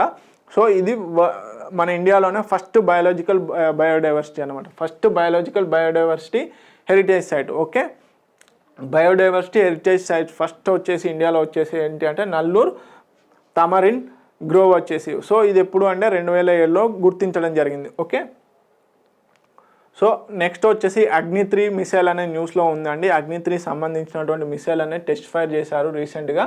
So intermediate range ballistic missile Agni వచ్చేసి మనకి బాలిస్టిక్ మిసైల్, క్రూయిజ్ మిసైల్కు క్లియర్గా సైన్స్ అండ్ టెక్నాలజీ సబ్జెక్ట్లో నిఖిల్ సార్ చెప్పడం జరిగింది. ఒకసారి వెళ్ళి చూడండి, ఎందుకంటే టైమింగ్ ఫ్రేమ్లో ఇక్కడ చెప్పడం ఒక్కొక్కసారి ఇబ్బంది అవుతుంది. సో మీరు ఏం చేస్తారు అంటే సైన్స్ అండ్ టెక్నాలజీకి సంబంధించి మనకి నిఖిల్ సార్ వచ్చేసి సైన్స్ అండ్ టెక్నాలజీ సబ్జెక్ట్ని డీల్ చేయడం జరిగింది. అక్కడ సార్ వచ్చేసి క్లియర్గా యాక్చువల్ ట్రాజెక్టరీ పాత్ ఎలా ఉంటుంది, క్రూయిజ్ మిసైల్కి బ్రహ్మోస్ మిసైల్కి తేడా ఏంటనేది, కాంటినెంటల్ బాలిస్టిక్ మిసైల్ అంటే ఏంటి అనేది కూడా చెప్పడం జరిగింది. సో ఆ డిఫరెన్షియేషన్ మీరు క్లియర్గా చూడండి ఒకసారి అక్కడ దగ్గర. సో ఇప్పుడు ఈ అగ్ని-3 వచ్చేసి intermediate range of ballistic missile అంటారు. ఓకే, ఇది వచ్చేసి రీసెంట్గా అబ్దుల్ కలాం ఐలాండ్ ఏదైతే ఉందో ఒడిశాలో టెస్ట్ ఫైర్ చేయడం జరిగింది. యాక్చువల్గా వచ్చేసి అగ్ని-3ని 9th జూలై 2006లో టెస్ట్ ఫైర్ చేస్తే అది ఫెయిల్ అయిందండి. తర్వాత 2007లో టెస్ట్ చేశారు సెకండ్ ఫ్లైట్ని. అలాగే 2008లో వచ్చేసి పూర్తి టెక్నాలజీని ఉపయోగించి ఇంకా అప్గ్రేడ్ చేస్తూ 2008లో టెస్ట్ ఫైర్ చేస్తే సక్సెస్ఫుల్గా 3rd consecutive launch took place అని 2008. ఓకే, మెయిన్గా వచ్చేసి అగ్ని-3 మిసైల్ వచ్చేసి 16 మీటర్ లాంగ్ మిసైల్ అండి. అలాగే 48 టన్స్ ఉంటుంది. అలాగే 3000 కిలోమీటర్స్ వరకు కూడా ప్రయాణించగలదు. Okay, 1.5 tons of warhead ఏదైతే ఉంటుందో ఆ వార్ హెడ్ని మోసుకెళ్ళగలదు అన్నమాట. సో అణుబాంబులకు సంబంధించినటువంటి మిసైల్ అన్నమాట ఒక రకంగా చెప్పాలంటే. ఏదైతే న్యూక్లియర్ పవర్ గ్రేడ్కి సంబంధించిన మిసైల్స్ ఉంటాయో దాంట్లో భాగంగా ఈ అగ్ని-3ని డెవలప్ చేయడం జరుగుతుంది. ఓకే, సో మెయిన్గా వచ్చేసి మిసైల్కి సంబంధించి ఎక్కువగా ప్రిసిషన్ టెక్నాలజీ అనేది ఎక్కువగా పెంచారు. అలాగే లీథల్ వెపన్ టెక్నాలజీ అనేది కూడా ఎక్కువగా చేయడం జరిగింది. దీని ద్వారా అక్యురసీ అనేది పెరుగుతుంది అన్నమాట. ఓకే, అగ్ని-3 వచ్చేసి మనకి ఇంటర్మీడియట్ రేంజ్ బాలిస్టిక్ మిసైల్. దాని రేంజ్ వచ్చేసి 3000 కిలోమీటర్స్, దాని బరువు వచ్చేసి 48 టన్స్. అలాగే 16 మీటర్ లాంగ్ మిసైల్. అలాగే వచ్చేసి 1.5 టన్ వార్ హెడ్ని తీసుకెళ్ళగలదు అనమాట. ఓకే, నెక్స్ట్ వచ్చేసి champions of the earth award అనే న్యూస్లో ఉంది. మనకు already champions of the earth award అనేది ఎందుకు ఫేమస్ అంటే గత సంవత్సరం గాను యునైటెడ్ నేషన్స్కి సంబంధించినటువంటి హైయెస్ట్ ఎన్విరాన్మెంటల్ హానర్ అన్నమాట. ఓకే, యునైటెడ్ నేషన్స్ సంబంధించినటువంటి హైయెస్ట్ ఎన్విరాన్మెంటల్ హానర్ గతంలో ప్రధానమంత్రి నరేంద్ర మోడీ గారికి ఈ champions of the earth award అనేది రావడం జరిగింది. సో దాంట్లో భాగంగా అప్పటి నుంచి ఇండియాలో ఎక్కువగా ఫేమస్ అయిందనమాట. సో ఇప్పుడు కూడా కరెంట్ అఫేర్లో ఉంది కాబట్టి ఖచ్చితంగా అడుగుతారు. సో ఈసారి champions of the earth award కూడా మన ఇండియా వాళ్ళకు ఒకరికి వచ్చిందనమాట. ఎవరికి అంటే డాక్టర్ పూర్ణిమా దేవి బర్మన్ గారు ఎవరైతే ఉన్నారో డాక్టర్ పూర్ణిమా దేవి బర్మన్ గారికి ఎంటర్ప్రెన్యూరల్ విజన్ కేటగిరీలో భాగంగా ఈ అవార్డు అనేది రావడం జరిగిందనమాట. ఓకే, సో ఈవిడ వచ్చేసి ఎవరు పూర్ణిమాదేవి బర్మన్ గారు ఏం చేశారు అంటే హర్గిలా ఆర్మీ అనే ఒక ఆర్మీని ఫామ్ చేశారనమాట. ఇదేంటి అంటే హర్గిలా ఆర్మీ వచ్చేసి female led conservation volunteers to protect greater adjutant stork ఏదైతే ఉందో దాన్ని ప్రొటెక్ట్ చేసుకోవడం కోసం అని చెప్పేసి హర్గిలా ఆర్మీ అనేది ఫామ్ చేయడం జరిగింది. అలాగే ఈవిడ అవిఫానా రీసెర్చ్ అండ్ కన్జర్వేషన్ డివిజన్కి ప్రాజెక్ట్ మేనేజర్గా కూడా సీనియర్ ప్రాజెక్ట్ మేనేజర్గా కూడా పనిచేయడం జరుగుతుంది బర్మన్ గారు. ఓకే, సో ఈ రికగ్నేషన్కి సంబంధించి వీరు చేసేటువంటి ఎన్విరాన్మెంటల్కి సంబంధించినటువంటి సేవకు గాను వీరికి ఈ యునైటెడ్ నేషన్స్ సంబంధించినటువంటి ఛాంపియన్స్ ఆఫ్ ది ఎర్త్ అనే అవార్డు రావడం జరిగింది. అలాగే ఈ అవార్డుని 2005 నుంచి ఇవ్వడం జరుగుతుంది. స్టేట్మెంట్స్లలో ఏమని అడుగుతాడు, సింపుల్గా క్వశ్చన్ ఈ విధంగా ఫ్రేమ్ చేయొచ్చు. ఛాంపియన్స్ ఆఫ్ ది ఎర్త్ అవార్డుకి సంబంధించినటువంటి కింది అంశాలను పరిశీలించండి అని చెప్పేసి 3 స్టేట్మెంట్స్ ఇచ్చి పైవేవి కావు, పై వాటిలో ఏవి సరైనవి కావు, ఏవి సరైనవి అని చెప్పేసి అడిగే ఛాన్స్ ఉంటాయి. కాబట్టి దాంట్లో భాగంగా 2005లోనే నుంచి champions of the earth United nations వారు ఇవ్వడం జరుగుతుందన్నమాట. ఓకే, నెక్స్ట్ వచ్చేసి లైఫ్ టైమ్ అచీవ్మెంట్ అవార్డు అనే న్యూస్లో ఉంది. Federation of Indian chambers of commerce and ఇండస్ట్రీకి సంబంధించినటువంటి లైఫ్ టైమ్ అచీవ్మెంట్ అవార్డు అనేది న్యూస్లో ఉంది. సో ఎవరికి ఇచ్చారు అంటే ఈసారి రాజేంద్ర సింగ్ పవార్ గారికి లైఫ్ టైమ్ అచీవ్మెంట్ అవార్డు అనేది FICCIకి సంబంధించి federation of Indian chambers of commerce and industry వారు ఇవ్వడం జరిగింది అన్నమాట. సో ఇది ఎన్నోదండి, 8th అన్నమాట. ఓకే, దాంట్లో భాగంగా వీరు అంటే రాజేంద్ర సింగ్ పవార్ వచ్చేసి NIIT అనే దాన్ని నెలకొల్పడం జరిగింది. వీళ్ళు ఎక్కువగా రాజేంద్ర సింగ్ గారు వచ్చేసి ఎక్కువగా టెక్నాలజీ ఇంప్రూవ్మెంట్ కోసం అనేది దోహదం చేస్తున్నారు. కాబట్టి వీరికి ఈసారి FICCIకి సంబంధించిన లైఫ్ టైమ్ అచీవ్మెంట్ అవార్డు అనేది ఇవ్వడం జరిగింది. ఓకే, నెక్స్ట్ వచ్చేసి డాక్టర్ అబ్దుల్ కలాం సేవా పురస్కార్, చాలా ఇంపార్టెంట్ అండి. ఎందుకు అంటే యంగ్ ఎంటర్ప్రినర్స్ ఎవరైతే ఉంటారో యంగ్ ఎంటర్ప్రినర్స్కి అని చెప్పేసి ఈ డాక్టర్ అబ్దుల్ కలాం సేవా పురస్కార్ మన ఒకప్పటి ఫార్మర్ వైస్ ప్రెసిడెంట్ ఎవరైతే ఉన్నారో వారిని జ్ఞాపకార్థంగా యంగ్ ఎంటర్ప్రినర్స్కి ఈ అవార్డు డాక్టర్ అబ్దుల్ కలాం సేవా పురస్కార్ అనేది ఇవ్వడం జరుగుతుందన్నమాట. సో దీంట్లో భాగంగా రవికుమార్ సాగర్, ఈయన యాక్చువల్గా తెలుగువారండి, తెలుగు అతనండి. ఇతనికి ఏం చేశారు అంటే డాక్టర్ అబ్దుల్ కలాం సేవా పురస్కార్ అనేది 2020 గాను ఇవ్వడం జరిగిందనమాట. ఇతను వచ్చేసి మెయిన్గా కోవిడ్ టైంలో ఏవైతే ఒక ఇండస్ట్రీని డెవలప్ చేశారు దాంట్లో భాగంగా పీపీఈ కిట్స్ కానీ, శానిటైజర్స్ కానీ, ఫేస్ మాస్క్ కానీ టు మెడికల్ స్టోర్స్ అండ్ హాస్పిటల్స్కి అనేది ఒక హాస్పిటల్స్కి సప్లై చేయడం కోసం అని చెప్పేసి ఈ పీపీఈ కిట్స్ అనేది కానీ ఇవన్నీ కానీ డెవలప్ చేయడం జరిగిందనమాట. సో దానికి గాను యంగ్ ఎంటర్ప్రినర్లో భాగంగా ఇతనికి డాక్టర్ అబ్దుల్ కలాం సేవా పురస్కార్ అనేది ఇవ్వడం జరిగిందనమాట. సో డాక్టర్ కలాం సేవా పురస్కార్ వచ్చేసి ఎవ్రీ ఇయర్ ఇవ్వడం జరుగుతుంది. ఎవరు ఇస్తారు అంటే వందే భారత్ ఫౌండేషన్ అలాగే లీడ్ ఇండియా ఫౌండేషన్ వాళ్ళు సంయుక్తంగా కలిపి డాక్టర్ అబ్దుల్ కలాం గారి సేవా పురస్కార్ అనేది ఇవ్వడం జరుగుతుంది అనమాట. దీంట్లో భాగంగా ఆర్గనైజేషన్స్ కానీ ఎక్కువగా ఎవరైతే ఈ సోషల్కి సంబంధించినటువంటి వర్క్స్ చేస్తారో అంటే ఇండస్ట్రీస్లో యంగ్ ఎంటర్ప్రినర్స్ ఎవరైతే ఉంటారో వాళ్ళని రికగ్నైజ్ చేసి గుర్తించి వారికి ఈ పురస్కారం అనేది ఇవ్వడం జరుగుతుంది అనమాట. దాంట్లో భాగంగా తెలుగు అతనైనటువంటి రవికుమార్ సాగర్ గారికి ఇవ్వడం జరిగింది. ఓకే, నెక్స్ట్ వచ్చేసి 53 అవర్స్ ఛాలెంజ్ అండి. ఇది ఇంటర్నేషనల్ ఫిలిం ఫెస్టివల్ అనేది మనకి 53వ ఇంటర్నేషనల్ ఫిలిం ఫెస్టివల్ అనేది గోవాలో జరుగుతుంది కదా. దాంట్లో భాగంగా ఈ 53 అవర్స్ ఛాలెంజ్ అనేది చెప్పేసి ఒక ఛాలెంజ్ అనేది తీసుకురావడం జరిగింది. దీంట్లో భాగంగా ఏం చేశారు అంటే 53 hours challenge for 75 creative minds tomorrow అని చెప్పేసి ఒక థీమ్తోని ఒక ఛాలెంజ్ తీసుకురావడం జరిగింది. దీంట్లో భాగంగా ఏం చేస్తారు అంటే ఇండియా ఎట్ 100 అనే ఒక థీమ్తోని ఇండియా ఎట్ 100 యాక్చువల్గా ఇండియా 75 ఇయర్స్ కంప్లీట్ చేసుకుంది అని ఇండిపెండెన్స్ వచ్చి. సో ఇప్పుడు ఏం చేస్తున్నారు ఈ ఫిలిం ఫెస్టివల్లో ఇండియా ఎట్ 100 అనే ఒక ఫ్యూచరిస్టిక్ థీమ్తోని 53 అవర్స్లోనే ఒక సినిమానంతా కూడా ఒక షార్ట్ ఫిలింని కూడా ఒక డాక్యుమెంట్ని కూడా ఏం చేయాలి 53 అవర్స్లోనే ప్రొడక్షన్ చేసి డైరెక్షన్ చేసి మొత్తం చేయాలి అన్నమాట. సో దాంట్లో భాగంగా ఎవరైతే బెస్ట్గా చేస్తారో వాళ్ళకి గాను ఈ 53 అవర్ ఛాలెంజ్ విన్నర్గా ప్రకటించడం జరుగుతుంది. దీన్ని రీసెంట్గా ministry of union minister for information broadcasting and youth affairs ఎవరైతే ఉన్నారో అనురాగ్ సింగ్ ఠాకూర్ గారు 53rd ఇంటర్నేషనల్ ఫిలిం ఫెస్టివల్లో భాగంగా ఈ 53 అవర్స్ అనే ఛాలెంజ్ తీసుకురావడం జరిగింది. ఓకే, నెక్స్ట్ వచ్చేసి సమన్వయ్ ఎక్సర్సైజ్ 2022 సమన్వయ్ 2022 అనే న్యూస్లో ఉందండి. ఇండియన్ ఎయిర్ ఫోర్స్కి సంబంధించినటువంటి ఎక్సర్సైజ్ అనమాట. యాన్యువల్గా joint humanitarian assistance and disaster relief కింద ఈ సమన్వయ్ 2022 థీమ్ గుర్తుపెట్టుకోండి. ఏంటి అంటే హ్యూమనిటేరియన్ అసిస్టెంట్ అండ్ డిజాస్టర్ రిలీఫ్కి సంబంధించి ఎక్సర్సైజ్ సమన్వయ్ దేనికి సంబంధించింది అంటే ఇండియన్ ఎయిర్ ఫోర్స్కి సంబంధించింది. సో ఇది ఎక్కడ నిర్వహిస్తున్నారు అంటే ఆగ్రాలో నిర్వహిస్తున్నారు. ఆగ్రా యొక్క ఎయిర్ ఫోర్స్ స్టేషన్లో ఈ సమన్వయ్ 2022 అనే ఎక్సర్సైజ్ అనేది నిర్వహించడం జరుగుతుంది. 28 నవంబర్ 2020 నుంచి మొదలుకుంటే 30 నవంబర్ మధ్యలో ఈ 3 రోజుల పాటు ఈ సమన్వయ ఎక్సర్సైజ్ అనేది ఇండియన్ ఎయిర్ ఫోర్స్ వారు డిజాస్టర్ రెసిలియన్స్ కింద డిజాస్టర్ మేనేజ్మెంట్ కింద ఈ ఎక్సర్సైజ్ అనేది చేయడం జరుగుతుందన్నమాట. అంటే ఎమర్జెన్సీ సిచ్యువేషన్లో ఒక డిజాస్టర్ సంభవించినప్పుడు ఇండియన్ ఎయిర్ ఫోర్స్ ఏ విధంగా పాల్గొనాలి, అక్కడ చేయాల్సిన యాక్టివిటీస్ ఏందనేది ఒక ఎక్సర్సైజ్ కింద చేస్తూ ఉంటాయి అన్నమాట. ఓకే, సమన్వయ్ ఐఎన్ఎస్ మర్మగావ్ అనే న్యూస్లో ఉంది. ప్రాజెక్ట్ 15B భాగంలో కింద ప్రాజెక్ట్ 15Bలో భాగంగా మనం ఏమేంటి ఒక 4 ఐఎన్ఎస్ క్లాస్కి సంబంధించినటువంటి షిప్లని డెవలప్ చేస్తున్నాం. ఓకే, సో దాంట్లో భాగంగా INS Imphal, INS Surat, INS Visakhapatnam, INS Mormugao ఈ 4 షిప్స్ అంటే ఈ పేర్లతో ఉన్నటువంటి షిప్స్ని డెవలప్ చేయడం వార్ షిప్స్ని డెవలప్ చేయడం జరుగుతుంది. దాంట్లో భాగంగా ఆల్రెడీ ఐఎన్ఎస్ విశాఖపట్నం వచ్చేసి మనకు నవంబర్ 2021లోనే 21 నవంబర్ 2021లోనే ఇండక్ట్ చేయడం జరిగింది. ఇప్పుడు ఏంటి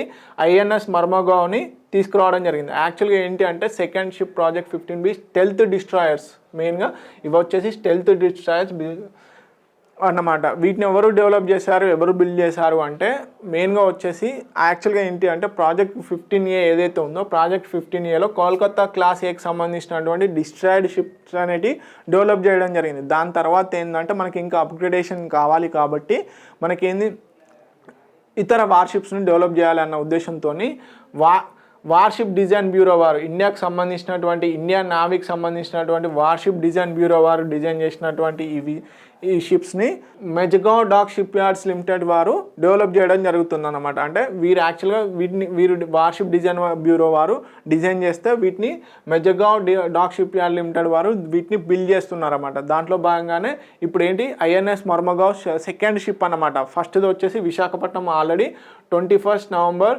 2021లో ఆల్రెడీ ఆపరేషన్లోకి వచ్చింది. ఇప్పుడు ఏంటి ఇప్పుడు మర్మగావ్ వస్తుంది. ఫ్యూచర్లో ఐఎన్ఎస్ ఇంపాల్ అలాగే ఐఎన్ఎస్ సూరత్ అనేటివి కూడా వస్తాయన్నమాట. ఇవి మెయిన్గా వచ్చేసి స్టెల్త్ డిస్ట్రాయర్ టెక్నాలజీతో కూడుకున్నటువంటి వార్షిప్స్ అన్నమాట. అలాగే వచ్చేసి ఒకసారి ఐఎన్ఎస్ మర్మగావ్కి సంబంధించి కనుక స్పెషాలిటీస్ కనుక చూసుకున్నట్లయితే ఇది వచ్చేసి 163 మీటర్స్ లాంగ్ ఉంటుంది, అలాగే 17 మీటర్స్ వైడ్ ఉంటుంది, వెడల్పు వచ్చేసి 70 మీటర్స్. ఇది గంటకి దాదాపుగా 30 కిలోనాటికల్స్గా వేగంతో ప్రయాణించగలదు. దీని టోటల్ బరువు వచ్చేసి 7400 టన్స్ అన్నమాట. ఓకే, సో ఇది ఆల్రెడీ గోవాలో 2021లోనే ట్రయల్స్కి వెళ్ళింది. ట్రయల్స్లో ఉన్నట్టు టెస్ట్ ట్రయల్స్ చేస్తారు కదా, ఆ టెస్ట్ ట్రయల్స్ అనేది 2021లోనే చేయడం జరిగింది.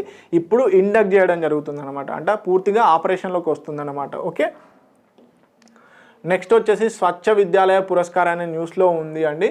39 స్కూల్స్ గాను ఈ స్వచ్ఛ విద్యాలయ పురస్కారం అనేది ఇవ్వడం జరిగింది. స్వచ్ఛ విద్యాలయ పురస్కారం వచ్చేసి మొత్తంగా 39 స్కూల్స్కి ఇచ్చారు. ఏ అకాడమిక్ ఇయర్ గాను 21-22 అకాడమిక్ ఇయర్ గాను స్వచ్ఛ విద్యాలయ పురస్కారం అనేది 39 స్కూల్స్కి ఇవ్వడం జరిగింది. దాంట్లో 28 వచ్చేసి మొత్తంగా వచ్చేసి 28 వచ్చేసి గవర్నమెంట్ స్కూల్స్, 11 వచ్చేసి ప్రైవేట్ స్కూల్స్ ఉన్నాయి. ఓకే, మొత్తం ఎన్ని అప్లికేషన్స్ వచ్చాయంటే 8.28 lakhs అనేది ఎంట్రీస్ అనేది రావడం జరిగింది. 8.23 lakhs వరకు గాను స్కూల్స్ అనేది ఈ స్వచ్ఛ విద్యాలయ పురస్కారాల్లో పార్టిసిపేట్ చేయడం జరిగింది. దాని నుంచి మొత్తం 39 స్కూల్స్ని తీశారు. దాంట్లో 28 వచ్చేసి గవర్నమెంట్ స్కూల్స్, 11 వచ్చేసి ప్రైవేట్ స్కూల్స్. దీంట్లో మళ్ళీ 2 వచ్చేసి కస్తూర్బా గాంధీ విద్యాలయాలు ఉంటే, ఒకటి వచ్చేసి నవోదయ విద్యాలయం ఉంది, 3 వచ్చేసి కేంద్రీయ విద్యాలయాలు ఉన్నాయి. ఓకే, 3 కేంద్రీయ విద్యాలయాలు, ఒక నవోదయ విద్యాలయము, అలాగే 2 కస్తూర్బా గాంధీ విద్యాలయాలు కూడా ఉన్నాయన్నమాట. మొత్తం మెయిన్గా వచ్చేసి హైజీన్కి సంబంధించి వాటర్, అలాగే హైజీన్ అనేది ఎలా మెయింటైన్ చేయాలి స్కూల్స్లలో అన్న దాని పారామీటర్స్ని తీసుకొని చేయడం జరిగింది. దీంట్లో మొత్తం 6 బ్రాడ్ పారామీటర్స్ ఉన్నాయి. ఏంటంటే వాటర్ అనేది, టాయిలెట్స్, అలాగే hand wash with soap, operation, అలాగే and maintenance, behavioural change, capacity buildings కింద మొత్తం ఈ 6 పారామీటర్స్ని తీసుకొని వాళ్ళకి ర్యాంకింగ్స్ అనేవి ఇవ్వడం జరిగింది. సో దానిలో భాగంగానే 39 స్కూల్స్కి ఈ స్వచ్ఛ విద్యాలయ పురస్కారం అనేది రావడం జరిగిందనమాట. ఓకే, మళ్ళీ ఇంకా చూసుకున్నట్లయితే 39 స్కూల్స్లో మొత్తం 17 వచ్చేసి ఎలిమెంటరీ స్కూల్స్, 22 వచ్చేసి secondary and higher secondary schools అనమాట. దీంట్లో భాగంగా అవార్డ్ క్యాష్ ప్రైజ్ వచ్చేసి 60,000 rupees, 20,000 awarded to the sub categories వాళ్ళకి ఇస్తారనమాట. అలాగే వచ్చేసి ఇది వచ్చేసి మెయిన్గా 3rd ఎడిషన్ సంబంధించింది. ఓకే, 3rd ఎడిషన్ అంటే 3వసారి ఈ స్వచ్ఛ విద్యాలయ పురస్కారం అనేది ఇవ్వడం జరుగుతుంది. ఫస్ట్గా వచ్చేసి 2007-8లో ఇవ్వడం జరిగింది. సో మొత్తంగా 9.59 స్కూల్స్ అనేది పార్టిసిపేట్ చేస్తే అప్లికేషన్స్ వచ్చేసి పార్టిసిపేట్ చేశాయి అన్నమాట. ఇది కంపేర్ విత్ ఫస్ట్ టైంతో పోల్చుకున్నప్పుడు 1.5 times ఎక్కువగా అని చెప్పేసి చెప్తున్నారు. ఓకే, సో ఇది స్వచ్ఛ విద్యాలయ పురస్కారానికి సంబంధించి ఏ విద్యాలయాలకు వచ్చినాయి, ఎన్ని విద్యాలయాలు వచ్చినాయి, ఏ మినిస్ట్రీ ఇస్తుంది అనేది చాలా ఇంపార్టెంట్. ఓకే, నెక్స్ట్ వచ్చేసి ఎలక్షన్ కమిషనర్ న్యూస్లో ఉందండి. రీసెంట్గా ద్రౌపది ముర్ము గారు ప్రెసిడెంట్ గారు ఏం చేశారు అంటే మనకి రిటైర్డ్ ఐఏఎస్ అరుణ్ గోయల్ గారిని ఎలక్షన్ కమిషనర్గా నియమించడం జరిగింది. ప్రస్తుతము చీఫ్ ఎలక్షన్ కమిషనర్గా రాజీవ్ కుమార్ గారు ఉన్నారు. ఇంకొక ఎలక్షన్ కమిషనర్గా అనూప్ చంద్ర పాండే గారు, వీరిద్దరు కూడా ఉండడం జరిగింది. అయితే మనకు అందరికీ తెలుసు ఎలక్షన్ కమిషన్ వచ్చేసి 3 member బాడీ. ఓకే, ఒకరు చీఫ్ ఎలక్షన్ కమిషనరు ప్లస్ 2 ఇద్దరు వచ్చేసి మనకి ఎలక్షన్ కమిషనర్గా ఉంటారు. సో వీరు వచ్చేసి అరుణ్ గోయల్ గారు వచ్చేసి ఇప్పుడు ఇంకొక ఎలక్షన్ కమిషనర్గా మనకి అనూప్ చంద్ర పాండే గారితో పాటుగా అరుణ్ గోయల్ గారు అనేది ఉండడం జరిగిందనమాట. సో వీరు ఇంతకుముందు హెవీ ఇండస్ట్రీస్ డిపార్ట్మెంట్ ఏదైతే ఉందో హెవీ ఇండస్ట్రీస్ డిపార్ట్మెంట్లో సెక్రటరీగా పనిచేయడం జరిగిందనమాట. So election commission, chief election commission సంబంధించినటువంటి పూర్తి సమాచారం కూడా ఎలక్షన్ కమిషన్ ఆర్టికల్ 324లో పూర్తిగా ఇవ్వడం జరిగింది.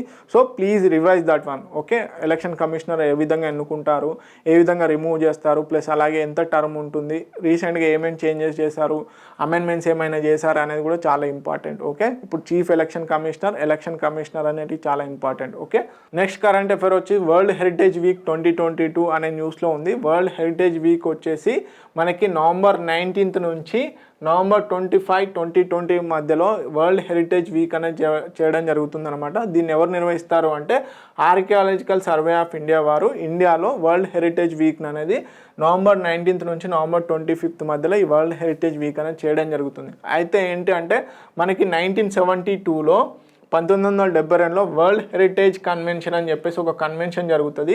దీన్ని రాటిఫై చేస్తుంది అన్నమాట ఇండియా.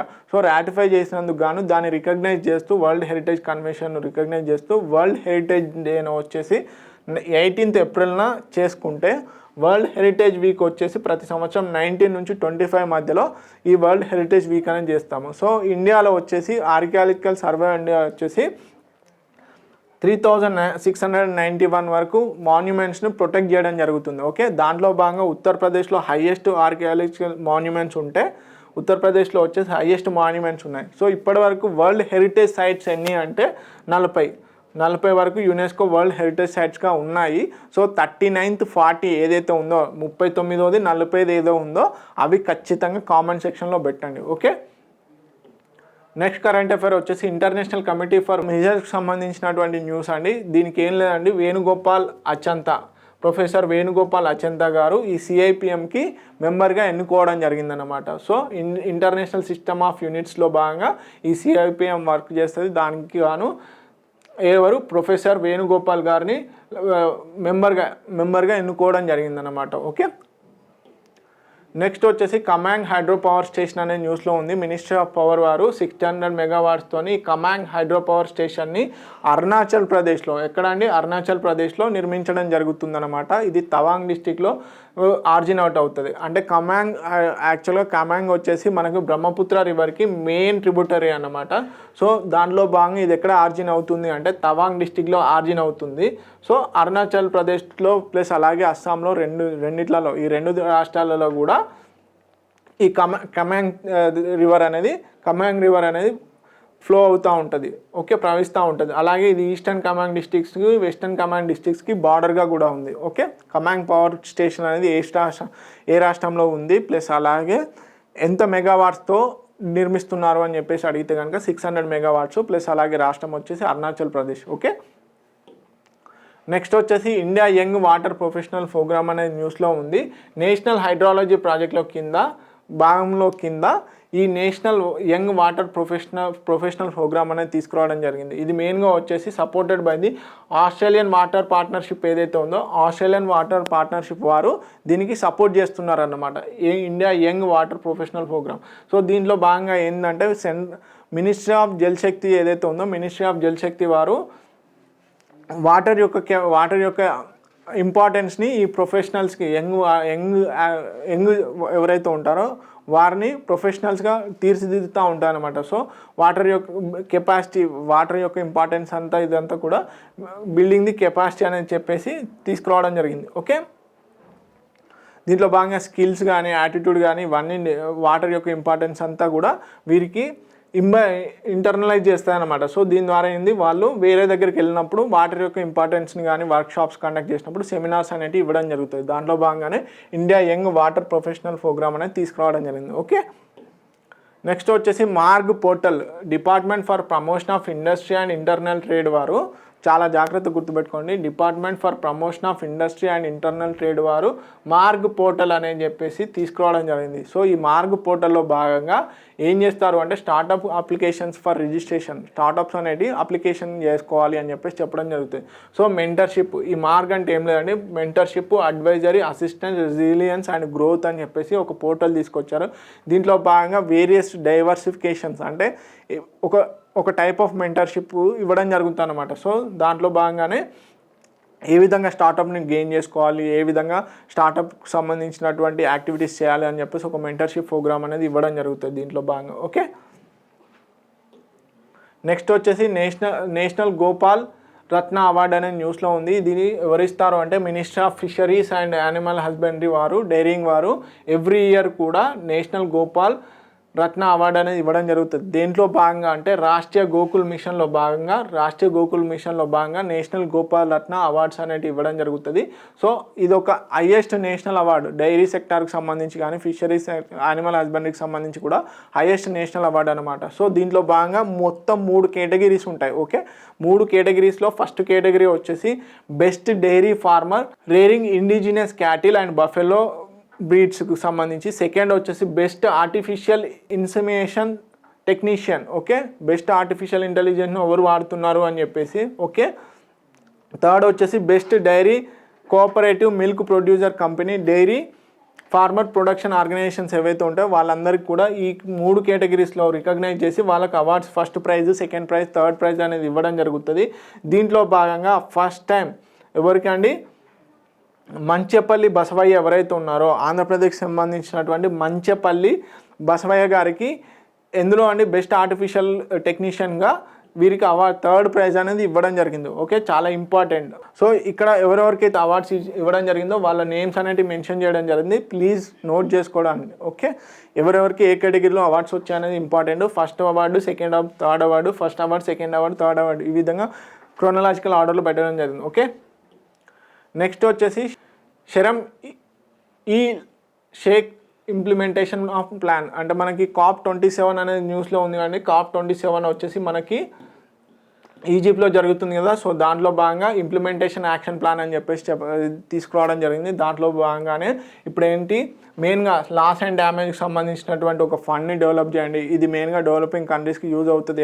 ఏవైతే డ్యామేజింగ్ కంట్రీస్ ఉంటాయో వాటికి క్లైమేట్ చేంజ్ ద్వారా డ్యామేజ్ అయ్యే కంట్రీస్కి లాస్ అండ్ డ్యామేజ్ ఫండ్ అనేది పొందుపరచాలని చెప్పేసి పేర్కొనడం జరిగింది. అలాగే Santiago network first loss and డ్యామేజ్లో భాగంగా కూడా ఆపరేషనల్ చేయండి, దానికి సంబంధించిన అరేంజ్మెంట్స్ చేయండి అని చెప్పేసి ఇకనైనా అని చెప్పేసి చెప్పడం జరిగింది అనమాట. అలాగే ఎన్హాన్స్ రెసిలియన్స్ ఇంకేం చెప్పింది అంటే people living in the most climate vulnerable countries ఏవైతే ఉంటాయో కమ్యూనిటీస్ ఏవైతే ఉంటాయో 2030 కల్లా కూడా వాటి సంబంధించిన రెసిలియన్స్ అనేది ఎక్కువ పెంచండి అని చెప్పేసి చెప్పడం జరిగింది. అలాగే ఫస్ట్ గ్లోబల్ స్టాక్ టేక్ సంబంధించి గ్లోబల్ గోల్ అడాప్టేషన్కి సంబంధించి కూడా పేర్కొనడం జరిగిందనమాట. ఓకే, న్యూ 5-year వర్క్ అనేది కూడా తీసుకురావడం జరిగింది. ఏంటి అంటే క్లైమేట్ టెక్నాలజీ సొల్యూషన్స్ అనేవి డెవలపింగ్ కంట్రీస్కి ఇవ్వండి. ఓకే, 5-year వర్క్ అని చెప్పేసి 5-year వర్క్ అనేది పేర్కొంది. ఏంటి అంటే క్లైమేట్ టెక్నాలజీ సంబంధించిన సొల్యూషన్స్ ఏవైతే ఉన్నాయో